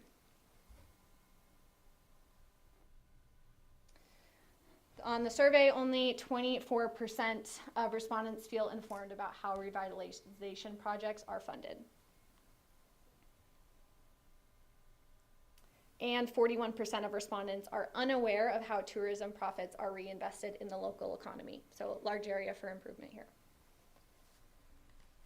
Next, the naming of city initiatives often lack clarity, leaving residents unsure about what is actually being proposed or changed. Quote here, when I heard streetscape, I thought it meant beautifying the area, not changing the traffic flow. They need to use more straightforward terms. So again, this goes back to terminology, wording, to make that clear communication more clear. And our final insight, number 4, is there are a lack of crisis communication protocols and active communications plan to influence the messaging and information circulating. This is a very crucial piece of this. So first, the city currently lacks control over the narrative on controversial topics, allowing outside sources to shape public opinion without effectively addressing or responding to issues. A quote here, by the time the city responds, it's already too late. They need to be ahead of the conversation, not just correcting things afterward. I think that that's a big piece of crisis protocols, is getting ahead of the messaging and actually addressing it when it starts to happen. We did ask survey respondents what Facebook groups they were a part of. 66% of them are members of some kind of page community group that's not run officially by the city. So you can see here some of the names of those. Essentially just what this is alluding to is that because people are following these and they are putting messages out, that's the message that's being held as truth. It may be true, absolutely, but because the city is not putting that information out first, this is where the source of truth is coming from. Next, developing a clear crisis communication plan would enable the city to manage public sentiment and control narratives around controversial projects or decisions. A quote here, we could benefit from a more proactive strategy that addresses concerns early before misinformation spreads. Again, just a big thing here is being proactive, which we'll talk a lot about in our recommendations as well, which is the perfect segue. Great. Am I allowed to come up there to hand something out? Okay. Perfect. I don't know if you want to just do a take one, pass it down. Thank you. Thank you so much. All right, so where do we go from here? We've shared our insights in the audit, but we'd also like to provide you with some very strategic and tactical efforts that you can put forward to help improve this. And really, a lot of these are very one-to-one with the issues that we just saw in the research that we shared. So the first recommendation is highlighting the resident tourism connection. So we saw in a lot of the research that residents feel misinformed about how things are being funded, how tourism actually comes back and supports beautification of the city, different things like that. However, we also saw at the beginning that they know that tourism does support the city. So it's really a matter of having a proper way to communicate that to residents. So our recommendation for this is playing off that idea of the Center for Adventure campaign that performed very well among the tourist audience, and doing a play off that focused on residents of the city of Page. So this would be the center of community, and our research suggests that there are opportunities to communicate better with the city, which would essentially just be capitalizing on all that Page has to offer, but again, focused on that resident audience. We've developed a few visuals for you to see here how you could execute on this. This could be on multiple channels, but this local campaign would highlight the benefits of tourism and events for the local economy, upcoming events like city council meetings and other opportunities for civil engagement, and then also projects, initiatives, different things like that. Another kind of fun psychological nod here is if you look at the image on the right, you can see it almost portrays kind of like a smiley face, just kind of some sub-psychology there in the marketing world to help play to your consumers.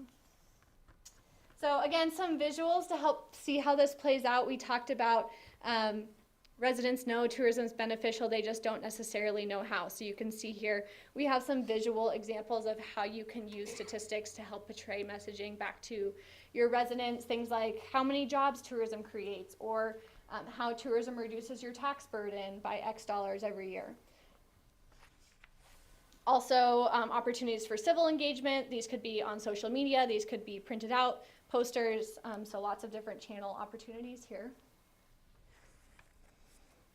Our next recommendation is increasing transparent two-way communication channels with residents. So the objective here is really build that transparent, accessible communication network that enables residents to stay informed and provide feedback. Tactically, what we've given you in that guide there includes a social media best practices. So that includes, I think it's the last section of the handout, and that's really just how often you should post, what should you be saying, what should your posts look like, all of that directly one-to-one addressing kind of those gaps that we felt, or that the community felt was there. Our third recommendation is implementing a crisis communication plan. And the objective of this is to ensure that all city representatives consistently communicate on major initiatives, and that will foster transparency.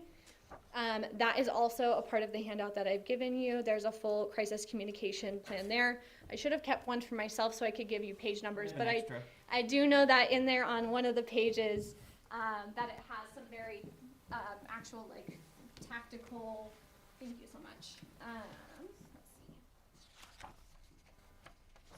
What page are we on? Yeah, things like on starting on page 7, we have the crisis response steps, immediate actions to take within the first hour, first 1 to 3 hours, next 24 to 48 hours. So very, very specific of how you can tackle things like this. And then also very tactical on page 11, a post-crisis evaluation form. So, you know, learning growth over time. So it's just some really helpful tools and frameworks within there that are hopefully very tactical moving forward. And then our fourth recommendation is develop and distribute unified messaging for consistency. And this is really about having a shared voice, a shared opinion, so that you're getting ahead. Again, we talked a lot about being proactive, so being proactive in the messaging. So that is going to be in the key messages section, starting at page 12. So how to speak about current projects, what to say, what not to say, what kind of expectations to set. So there's a lot of really great, again, frameworks and just tactical things that you can implement to help on that front as well. And that's all I have for you. Do we have any questions? Amanda? Yeah, thank you for this presentation. This is super helpful. We've all been really excited to look at this. I did just have a similar question for you that we had for the financial folks earlier. Will you be providing a copy of this presentation to us? And Yeah, we have it, so. Perfect. You can send it out, or I can send it out to you. I would like Perfect. I think it would be good to include in the minutes as well. We don't have this, though, I don't think, do we? You might, but I can resend it and make sure that you have an accurate link to it so that it's easy to download. And to let you guys know, we've been working on this for 8 months, I think. Yeah. So this has been quite a, you know, I don't want to necessarily say a project of love, but Zion and Greg's team and myself, I mean, they wanted more data than we ever expected, let's put it that way. So they really did delve into past communication tactics, our current tactics. We totally agreed with her on the crisis management. Some of those last few things that they mentioned might be where an opportunity that they can help us going forward till we get on our feet. You know, and I'm sure that Councilor Farrell will be impressed with the crisis management communications. There's about 4 pages in here that talks just about what we do when we get that phone call at 3 in the morning. So, I mean, that's been real helpful. Yes, go ahead, Mike. Thank you, Darren. I know we were rough on this, but It was a tough day. you stood up and did it. Thank you for that. There's probably not many surprises here.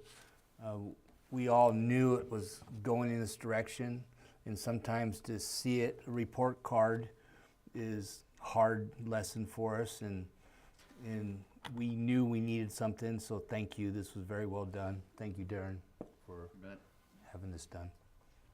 Amanda, and then Debbie. Yeah, I just want to say I love evaluations like this. I might be a little, off. No. You are. Thank you, Mike. But to me, I mean, number one, we're in the middle here. We're not bad. And also a plan like this just gives us like a beautiful roadmap of ways to improve, and that's always a good thing. So, I commend the whole staff for doing this. I commend future council for directing it, and I look forward to what we can do with this. I don't think it's a bad thing at all. It might not be what we're used to with awards for finance and law enforcement, and but we'll get there. But we've already taken some stuff like the Page Happenings magazine. Yeah. That came out of this. I don't know if you noticed, but once a month I'm writing a letter, city manager's corner. We haven't quite decided. So that's for those who do print, that's getting out there. So some of the stuff that she has already recommended, we've already jumped on and took advantage of. So, Debbie? I'd like to thank you. I thought it was really thorough. I've heard so much in the last 2 years from citizens that I felt most of the things I heard and concerns. It's funny, a lot of these statements that you made, I'd heard those over and over again. And having managed a business for 35 years, anyone who's manages a business understands that any type of input from a client is a gift. And so I'm kind of like Amanda, you cherish those things, you understand how important they are. And often you don't have to pay for services like yours, but I appreciate it. If you learn to respond and immediately jump on those things and take complaints or things that are brought to you as a gift and address it as a gift. And so I appreciate this, and I think that we'll be able to make a lot of use out of it. Great, thank you. And hopefully, you know, the team, I'm not the only person on this. We had a team of people, one of which was our director of communications and PR, and she put a lot of great insight into the PR side of things, obviously with crisis communications and messaging, but also so social media recommendations too. So some things to get you started. So hopefully there are some very, you know, quick things that are ready and available for you to help move things forward. But I just want to thank Darren and Greg and their team for being so helpful in, as you said, we did ask for so much information, and for coordinating interviews, and thank you to many of you for taking the time to meet with me too. It was definitely very helpful to get a very holistic opinion from the community. Kenna? I just wanted to say I really love this center of community idea, probably because there's a hidden smiley face. Like, you brought it up and I started to smile, and then you told me exactly why I did. So I love the play off of center of adventure to center of community, and I'm excited to see what staff continues to do to implement this. Anything else? Again, thank you very much. Thank you. Thank you for coming up. Yes, thank you for having me. Okay, next item, liquor license, K Barbecue and Tofu House. We already have the public input for this. I guess at this point, I'm just asking for a motion or comment. Sure, I'll motion to approve the liquor license for K Barbecue and Tofu House. Second? We have a motion and a second. Any further discussion? I will, Debbie? seeing that I lived in Asia for so long, I love their food, and I think they're a great addition to our community. So, With that, all in motion, all in favor of the motion, please say aye. Aye. Any opposed? Thank you. It passes unanimously. Next item, potential update to the City Council strategic priorities. We had a meeting earlier tonight, but we did not get far enough. We will just have to announce a future plan for another meeting to finalize that. Next, after that, is bid awards. 14.1, Public Works Tenant Improvement Bid Award. I guess this is going to you. I'm gonna let Kyle, and then I'll follow up. Okay. Mr. Mayor? Yes. Sorry, we've been working since 4:30, and I was just wondering if we could take a quick comfort break. A comfort break. Kyle, can you handle us taking a quick comfort break? Okay. We will, it's not an adjournment. What is this? What is it called? We're just taking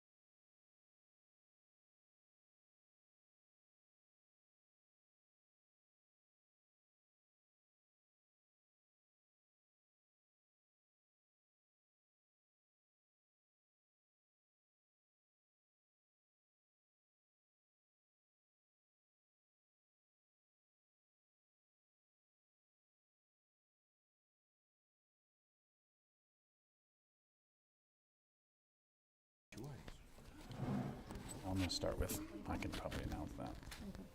Okay, we are coming out of our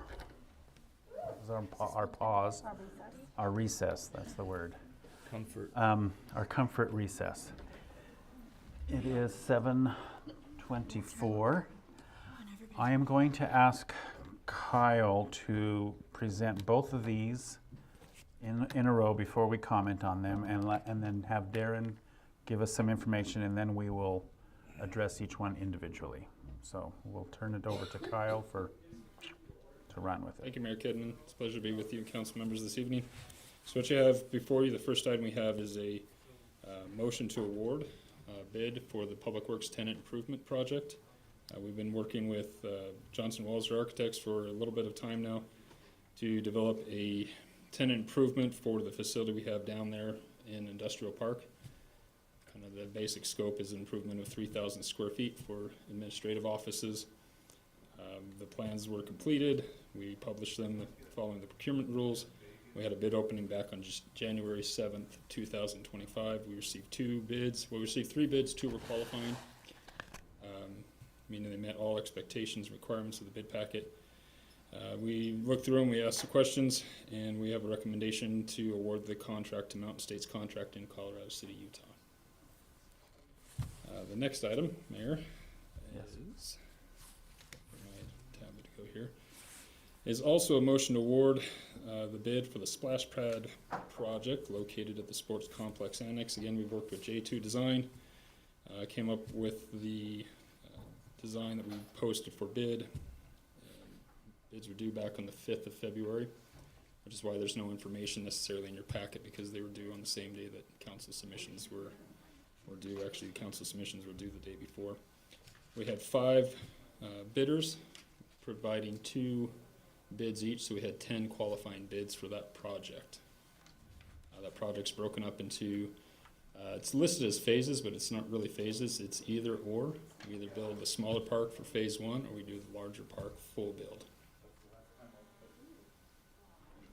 We're ready for you. Does the council have the bid sheets? I should have the bid sheets for the Public Works tenant improvement. I don't know if they received the bid sheets for.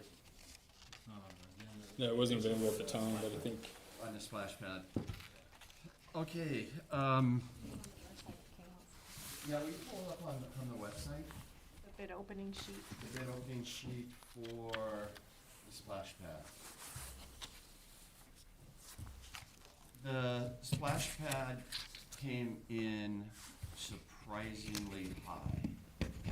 We had budgeted 1.6 million, which 500,000 of that included a grant.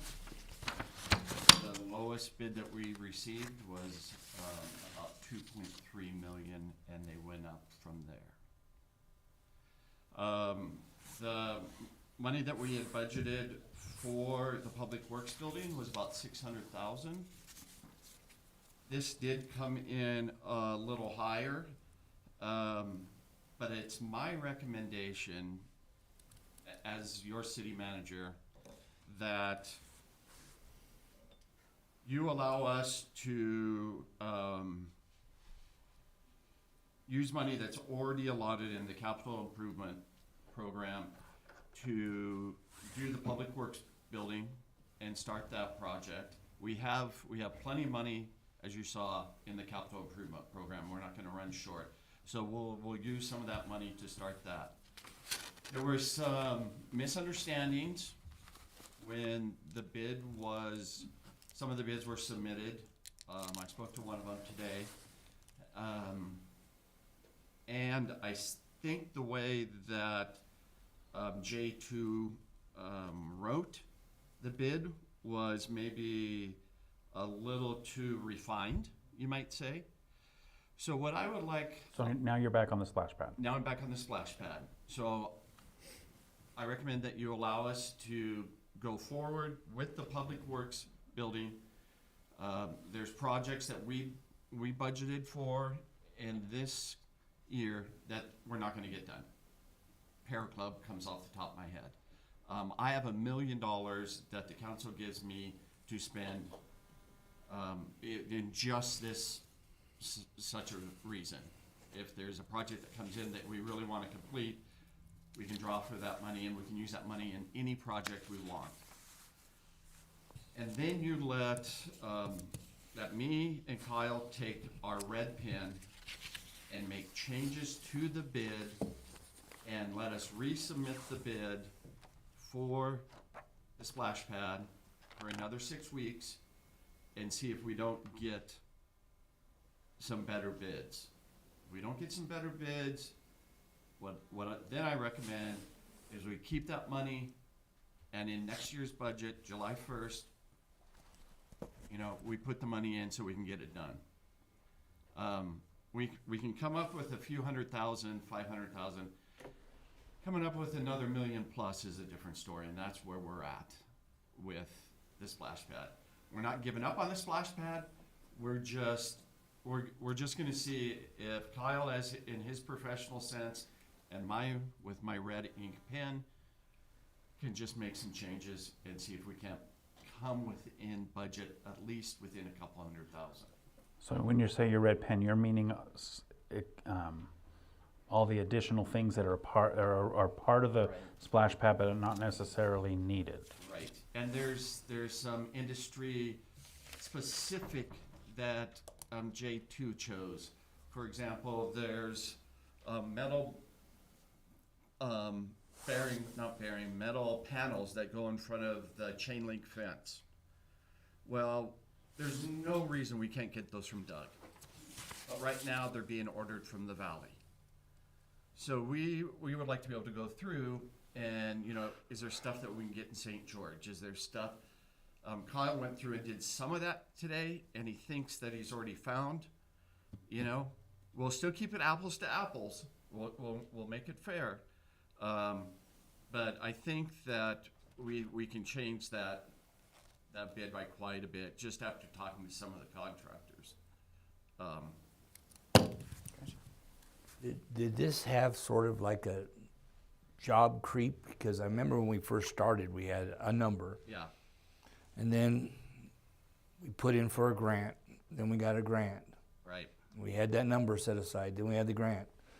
But now these numbers, it seemed like the J2 just keep going on and on and on with the design, or? No, what happened was the contractors didn't understand the bid. Oh. So they thought there was phase 1 and phase 2. So they thought you do phase 1, you finish that, then they come back and do phase 2. That wasn't it at all. We wanted the cost of phase 1, Which was and if you kept going, what would phase 2 cost us? So you're doing it all in town. You're all here. You're set up to go. You're not tearing up and leaving town. And a lot of them wrote up as if they had to come back, and that's why there's such ridiculous costs, because they thought they were starting all over again, which wasn't the case. So that alone should make it. So it was more of a package 1 or a package 2? Right. Give us those two, but they didn't understand. Yeah, it's not a phase. You're going to be doing phase 2 at the same time as phase 1. Kenna. I have 2 questions about the splash pad. The first one, can you explain how the grant works? I know often it's a 50-50 match. I think this one was different though. So how much does... The BMX was 50-50. Okay. So that was I can't remember the exact numbers, but I think it's 150 and 150. This one's like an 80-20 match. One good thing about this one is that they can go back all the way from the beginning. So all the engineering that we've done already, all the planning, all that kind of stuff, they will cover that. Most grants won't do that. It's from the time that the bid's accepted. So how much grant is available, and how much does the city, like all in, how much grant is available, how much does the city have to spend to get that amount? We have, well, it's a budgeted amount. We have a little over $1 million budgeted, and the grant is for $500,000. Okay, and we have to spend that full over $1 million to get the 500. No, I don't believe so, but from So the looks they- of it, we're gonna spend it. Yeah, so are you saying we are going to pay 20% of the cost until the grant runs out, and then we have to pay the rest of it? Exactly. Oh, okay, thank you. So then my second question is there an option for us to say, this is the budget we're comfortable spending on a splash pad? what can get built for that and get bids back that way, rather than here's what we want, how much does it cost? Oh no, it's more than we wanted. And we can do that. I don't think you're gonna get much of a splash pad from just looking at these numbers. Okay. If you say we want 1.6 million, I would recommend that we wait till the next budget year and we contribute more to that capital improvement program. Okay. You know, we've been planning this for so long, and it's just expensive to do business at Page, especially when it's cement. You know, cement kills us. Debbie, you had yours up? Well, first of all, Mr. Mayor, I want to ask Kyle a question. So on the Go ahead. building, is that just a remodeling of an existing building, or are you building? We're taking 3,000 square feet of the warehouse and habitating that for administrative So offices. it's remodeling of 3,000 Basically square a blank feet. slate and slab of concrete. It's all brand new. So picture a flat open space that's inside, they're gonna build 3,000 square feet of office. So it's like Para Club. It seems expensive, and that's a lot, 3,000 square feet. So there's a lot of questions that we haven't had on the splash pad as a council. So how many square feet? How large is this area? It seems that it's twice as much as remodeling, which would seem, should be a lot more expensive than, we have no walls, we have no ceilings, we have just a foundation with the splash pad items. I also want to recommend, Mr. Mayor, that these type of projects or committees are back into the public view. Years ago, whenever I sat on committees, and I think Chuck's here and anyone else, those were always advertised to the community of when those meetings were going to be held and when those committees were going to be held. So the citizens, just with our review that we had, could be more transparent and have more input, and that they could have attended. This seems so I don't even, as a council member, understand what phase 1 looks like. I'm looking at these plans, but what phase 2 consists of. So as we're making a decision here tonight, I would like to know what phase 1 covers this in size and area. It's hard to see like what the activities are going to be underneath those tarps that are in the plans, so we don't even know what we're approving or not approving. So I just want it to be more transparent as a council member, and I have a lot of questions I'd like to answer. Okay. Tom, you were next. Yeah, so I'm all right with the Public Works, but back to the splash pad. Is there any opportunity, if we're already looking at next budget year, several months down the road, is there any chance that with that timeline where we would be able to secure more grant funding? Probably not. It's not easy to get recreation grants, infrastructure grants, water grants, that kind of stuff. This was from the Arizona Parks, or Fish and Game, I think it was. There are some for the parks, but normally if you received one, we've received $500,000, they're not gonna, another department in the state's not gonna give us another. Okay. And This was the biggest grant that we could find to apply for. Amanda?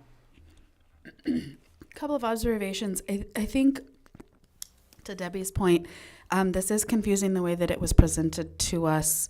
I know you mentioned that the bids just came in, and so there wasn't a lot of opportunity to provide more information to us. It sounds like kind of a moot point since they're all over anyway on the splash pad.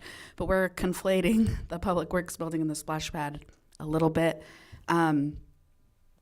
So I'll talk about the splash pad one first, I guess, because I feel like we can move to a motion on this, or at least I've got one in mind. So Darren, I like your proposal to rework it. I think that you and Kyle getting out your red pen, you guys are smart enough that you can get us closer to that original budget amount. The one thing that I would ask is that if we're going to do that and we're going to put it out for bid again, I agree with Debbie. I'd like more public input. Now, we did have a committee. I don't know if you know that. I do. Committee Yeah. that the public didn't know when they met, who was on the committee. There were lots of people who asked to be on the committee. They were never told that they could be on the meeting. When they asked when they could attend the No, that's meetings. wrong. No, that's wrong. That's not true, because I was one of them that asked and was never received an answer.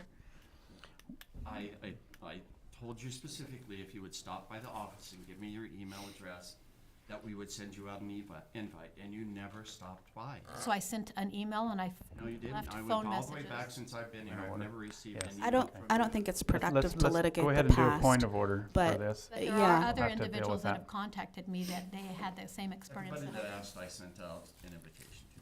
Regardless of what happened in the past, I think this is an opportunity to take everything that we've learned from the communication survey, all of this, do another public workshop. You're going to hear this a lot from me for the next 4 years. I'd like to see public workshops be more fun. I think combining Greg's team's strengths, I mean, this is ultimately a project that's going to be primary audience is kids. Like, can we get out the bounce houses, invite families to come look at the plans? You get where I'm going with this. Right. And it is a little frustrating because we did do that. Actually, Kenna was on that committee. Well, I know that the committee was there, and they gave and kudos to Kenna and the other people on the committee, because I know that they worked really hard.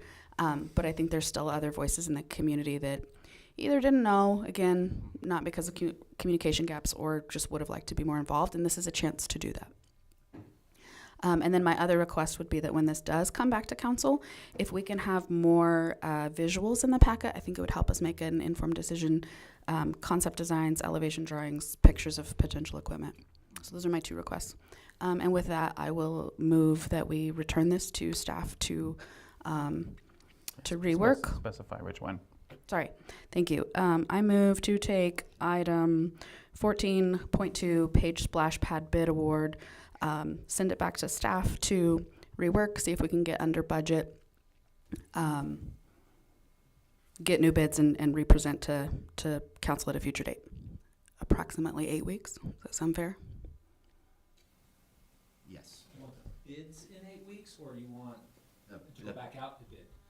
Oh, I was hoping it'd be back at council in 8 weeks. Yeah, that's probably not realistic. Okay. So normally the bids go out for anywhere from 6 to 8 weeks. The bid packets are, it's a lot of work. And then you've got other work to do before then. Well, and if you're talking about doing workshops, before you can even get the bid package done, because if you're redesigning, then it'll go back to the engineers after the workshops are done.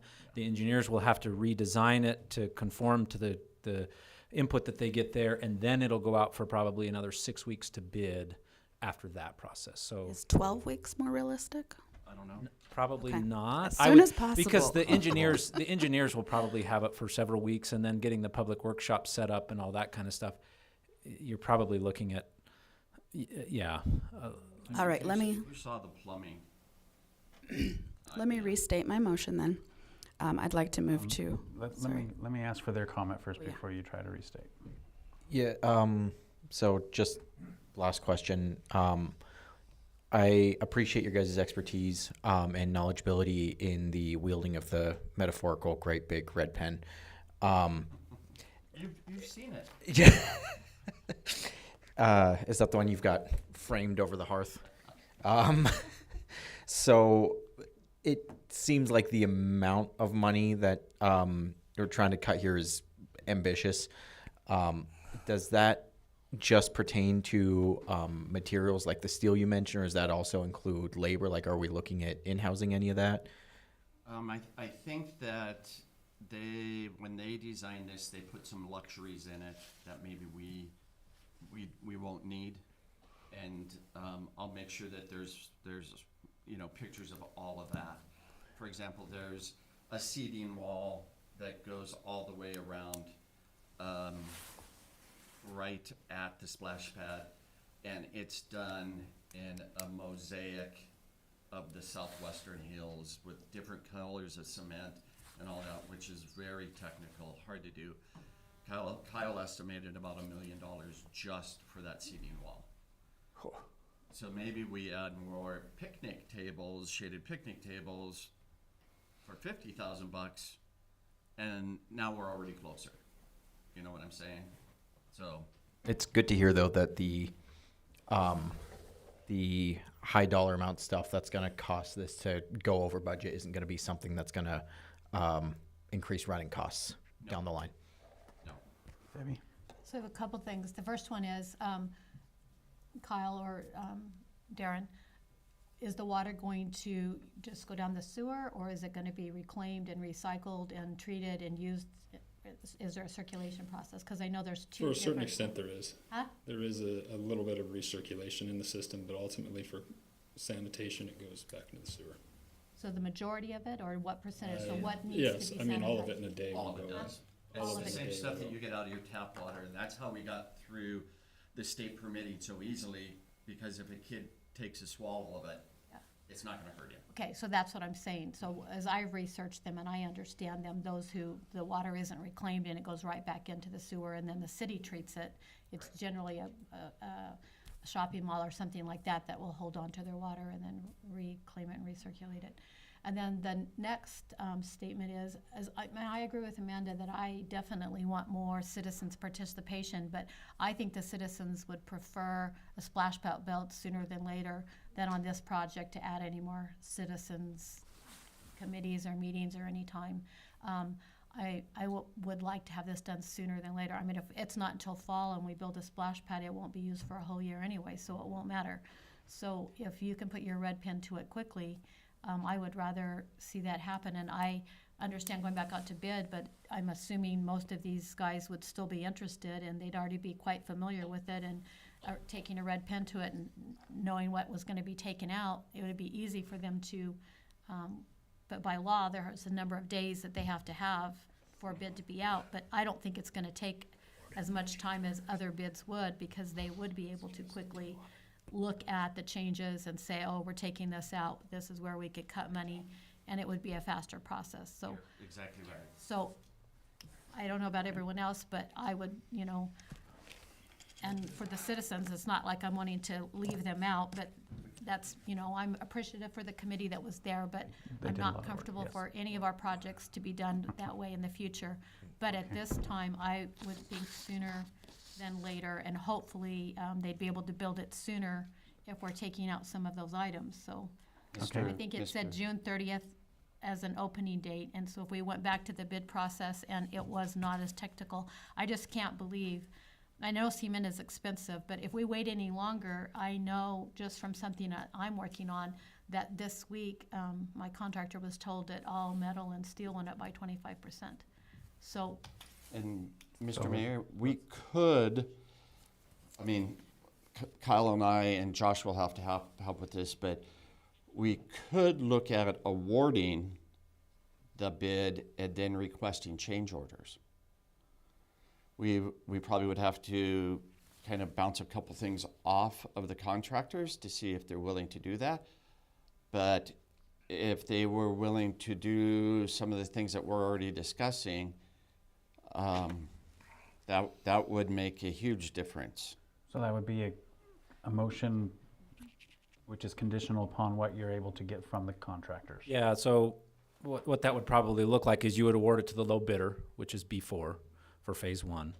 And then you would set a budget and it doesn't necessarily have to be tonight, but you would set a budget and then we would work with the contractor and say, okay, you've got the project, but before we sign the contract, this is going to be the amount, and we would get out a red pen together instead of guessing what will make the biggest difference and how much it'll save.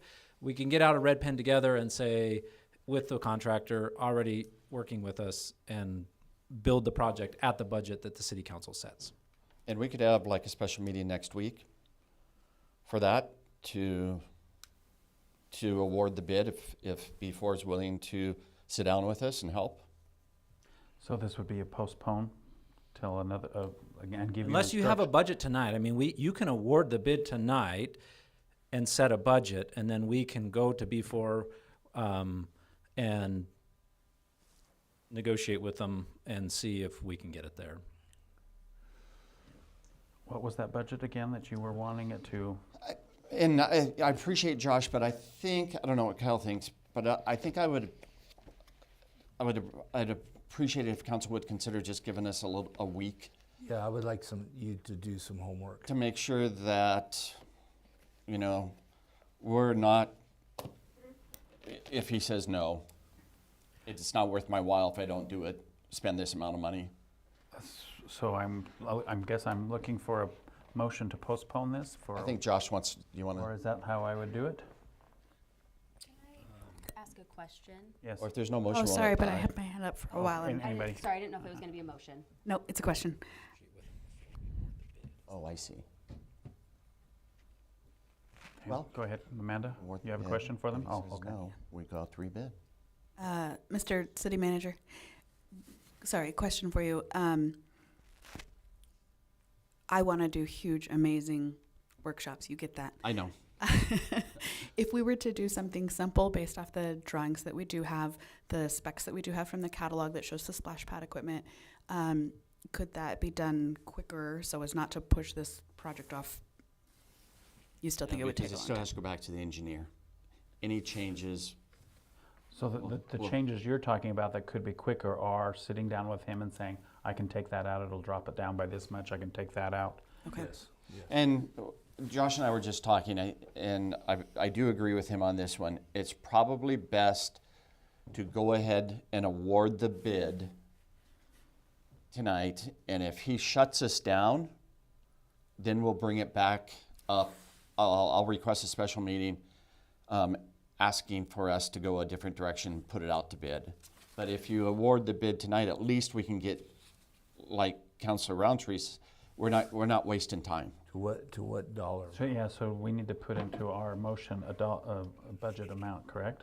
I think that would be helpful to give staff some direction as to what target we're shooting for as we sit down and work with the contractor if it were to be awarded.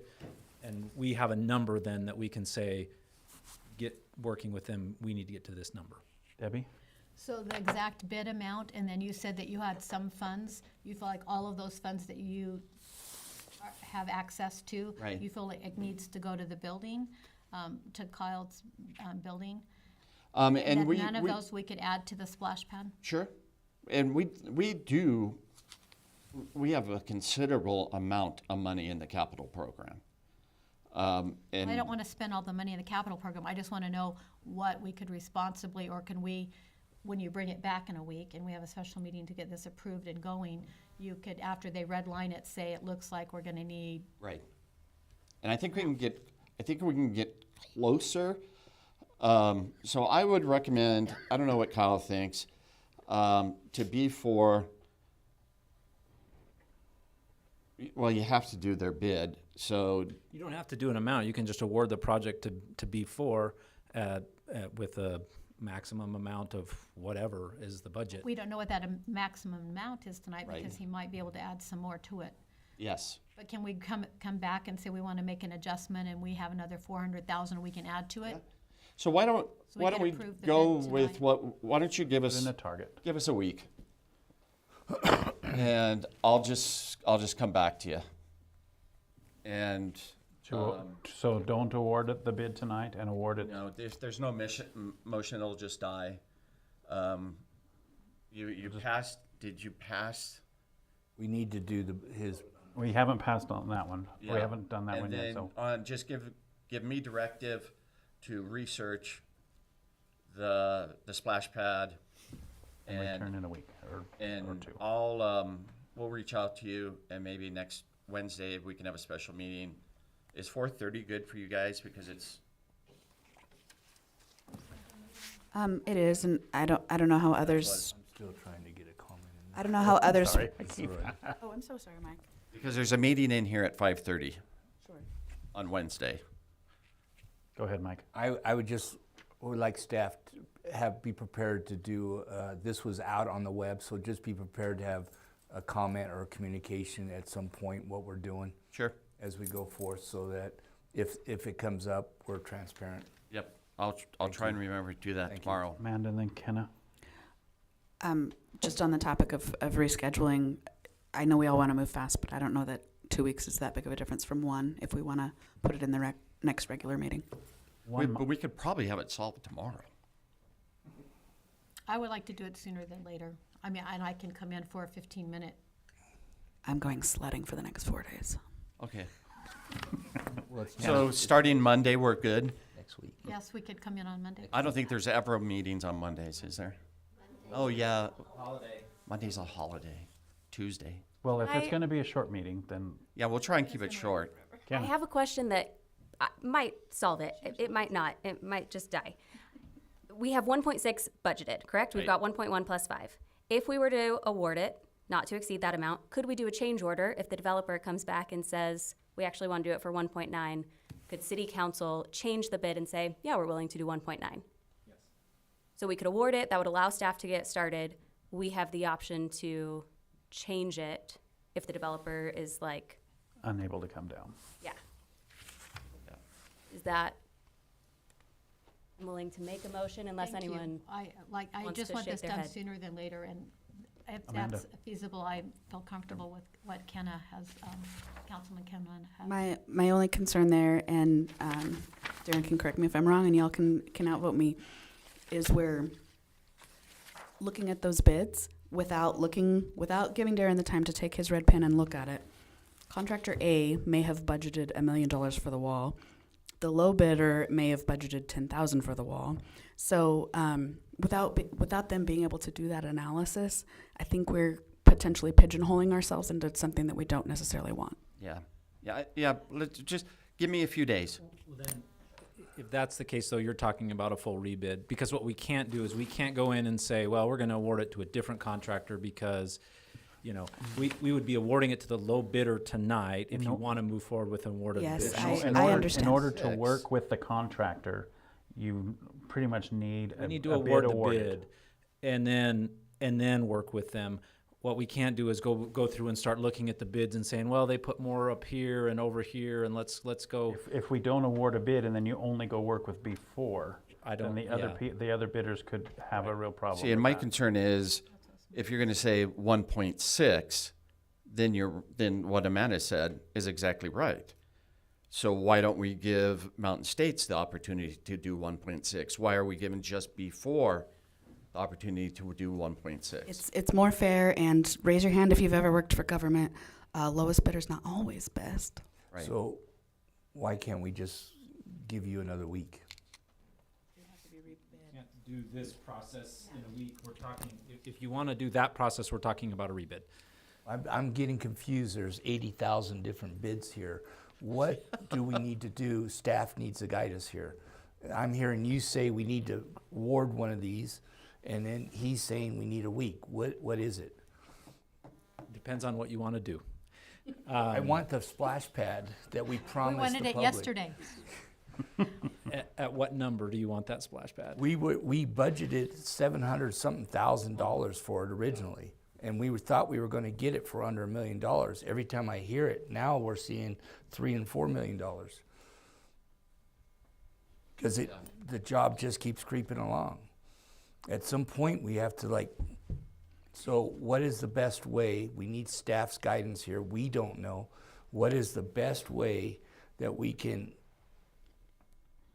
get this solved the I don't think quickest? it's fair at all to do the 1.6 million, because I think we're really setting ourselves up for, I mean, if we're gonna do the low bid, let's do B4 for 2299. You know, because 1.6, why aren't we giving everybody the opportunity to see if they can get to 1.6? I also just want to sorry, you've been waiting. You had your hand up first, so go ahead. My fellow counselors to consider that if we do rebid, we can rebid with very different specs, and we can get under that $1 million number. We can get under $100,000 number.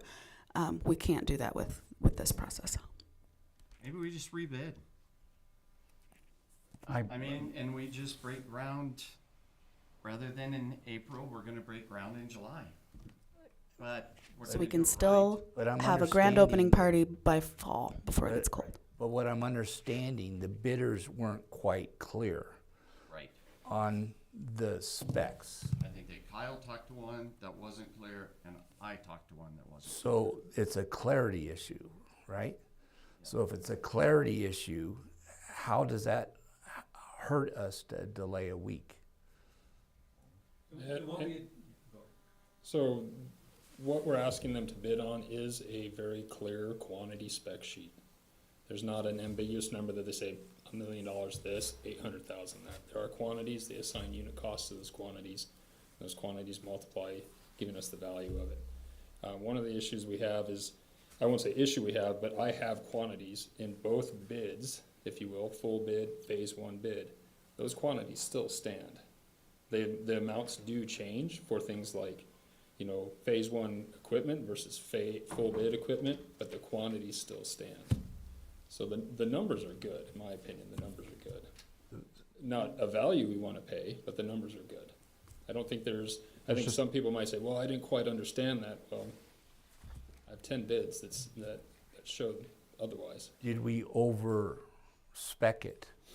Is it much bigger than what? Well, and this comes to the next issue.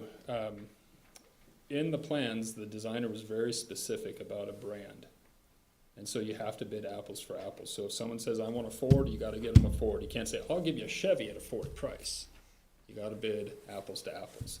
So when saying, hey, we changed the spec, that's, you know, that is everything of how the infrastructure is for that equipment, what pumps, what electronics run every different piece of equipment. Now there is an opportunity to say, okay, we know what the value is, what do you recommend, but after we award a bid, but then we get into other issues of design. We kind of take that design that we spent money on and throw it in the trash and let the contractor kind of design, and that's not fair to everybody. So, Josh, you're recommending that if we bid it to B4, we select B4, then you'll be able to go back to B4 and reduce that from 3.192 something potentially?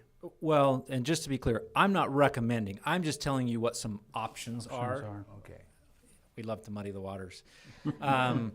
So I'm not recommending that, but I am saying that you have if we're talking about redesigning it to hit another number, that's not going to happen in a week. Okay. We would go back to the engineer that designed it. We would have them make changes to the design and we would rebid it.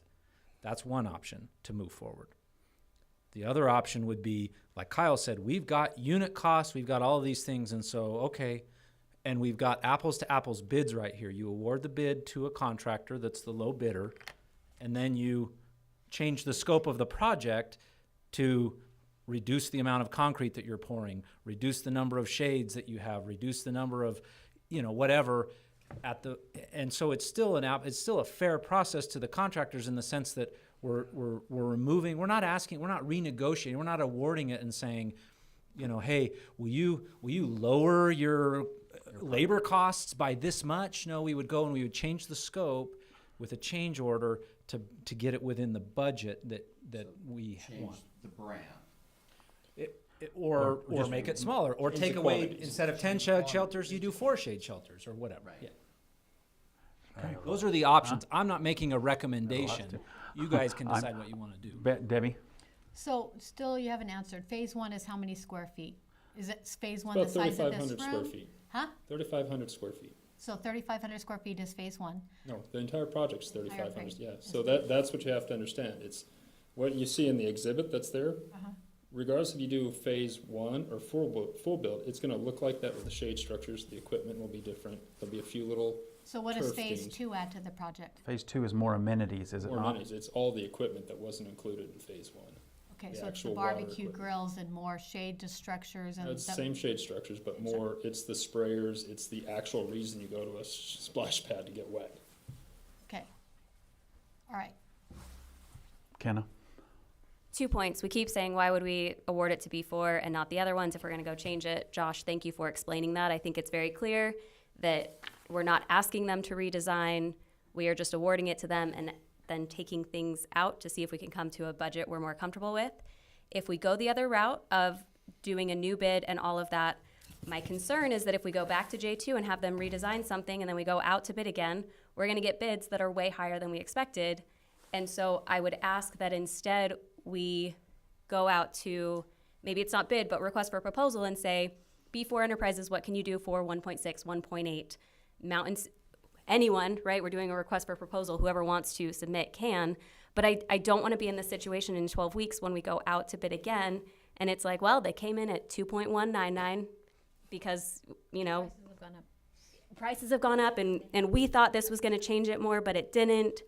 Like, I don't want to spend the money for J2 Engineering to redesign something and be in this same spot in 12 weeks and not have a splash pad again. Amanda? Was Tom next? No, you were next. and then Go for it. Okay. So I just want to clarify, I understand what you're saying. If we reduce quantity, we have 8, I don't know, Vermilion fly traps or whatever those things are called, sprayer things, okay? We reduce quantity to 4, that's a fair process. We cannot, to your point, because we specified we want it from this company, Vortex, in the contract, we can't potentially go with something different. Like, that would be unfair to the other bidders and potentially open us up to issues. Josh and I were just talking again. So tonight, why don't you go ahead and give the contract to B4, and don't mention a price, and then we can go ahead and sit down with B4 and look at change orders and see where we can get. If we don't reach our number, we can back out. We back out. That's not a bad option, but I like what Kenna just said about doing the RFP, honestly. That means we're throwing away all engineering. You're That's not going true. to get a That's splash true. pad until 26. That's true. Well, I like the last recommendation, to Yeah, go I think ahead and award a bid to B4. Let them try to work their magic, and we can always pull out if we don't like the magic. If we can't come to Second. a conclusion, we go ahead and bail, and we add money, and we start again next fiscal year. We put the bid out July 1st. Yes, Tom? So, just to muddy the waters even further, I just want to anecdotally mention the skate park when that was built, and the past council had some budgetary issues with cutting costs of the dyed cement in the bowl of the park, right? And they ended up cutting some of those costs from cement that was dyed blue and was supposed to represent the lake or the Colorado River or something, and they just painted it blue. With the end result that paint already looked beat up and crappy by the ribbon cutting.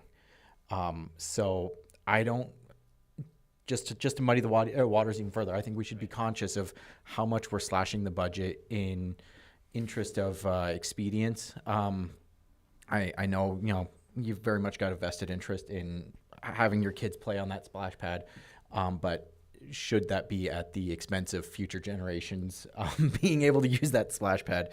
Well, the quality of what we end up in the end, if this works, Right. is still going to be good quality. Absolutely. The only thing that I would ever recommend would be additions that I didn't think needed.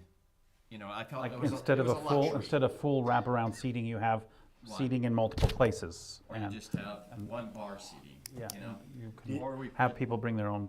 Did his lawn motion chairs. and my second work? No, I didn't make it as a motion. I didn't make it as a motion. I made it as a suggestion. So, anyways, we've discussed this long enough.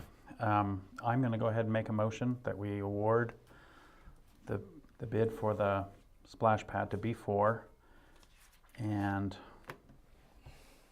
I think that's all I need to We say. need a second. And then, Second. And then yeah, go ahead, and if you get a second, then I'll explain the Go ahead. process. Did you get a second? I Yeah. did. So the way that I envision this working is we will work with them, and then what happens is we'll bring back a final contract for your approval. It'll have the numbers and the design or whatever, And we'll try to get just better pictures. Lovely. Okay. Are we planning on doing like a special meeting or anything to? That wouldn't happen in a week. We won't have everything. Know if decision makers for Okay, we B4 have. in town. Okay, we have a motion and a second on the splash pad.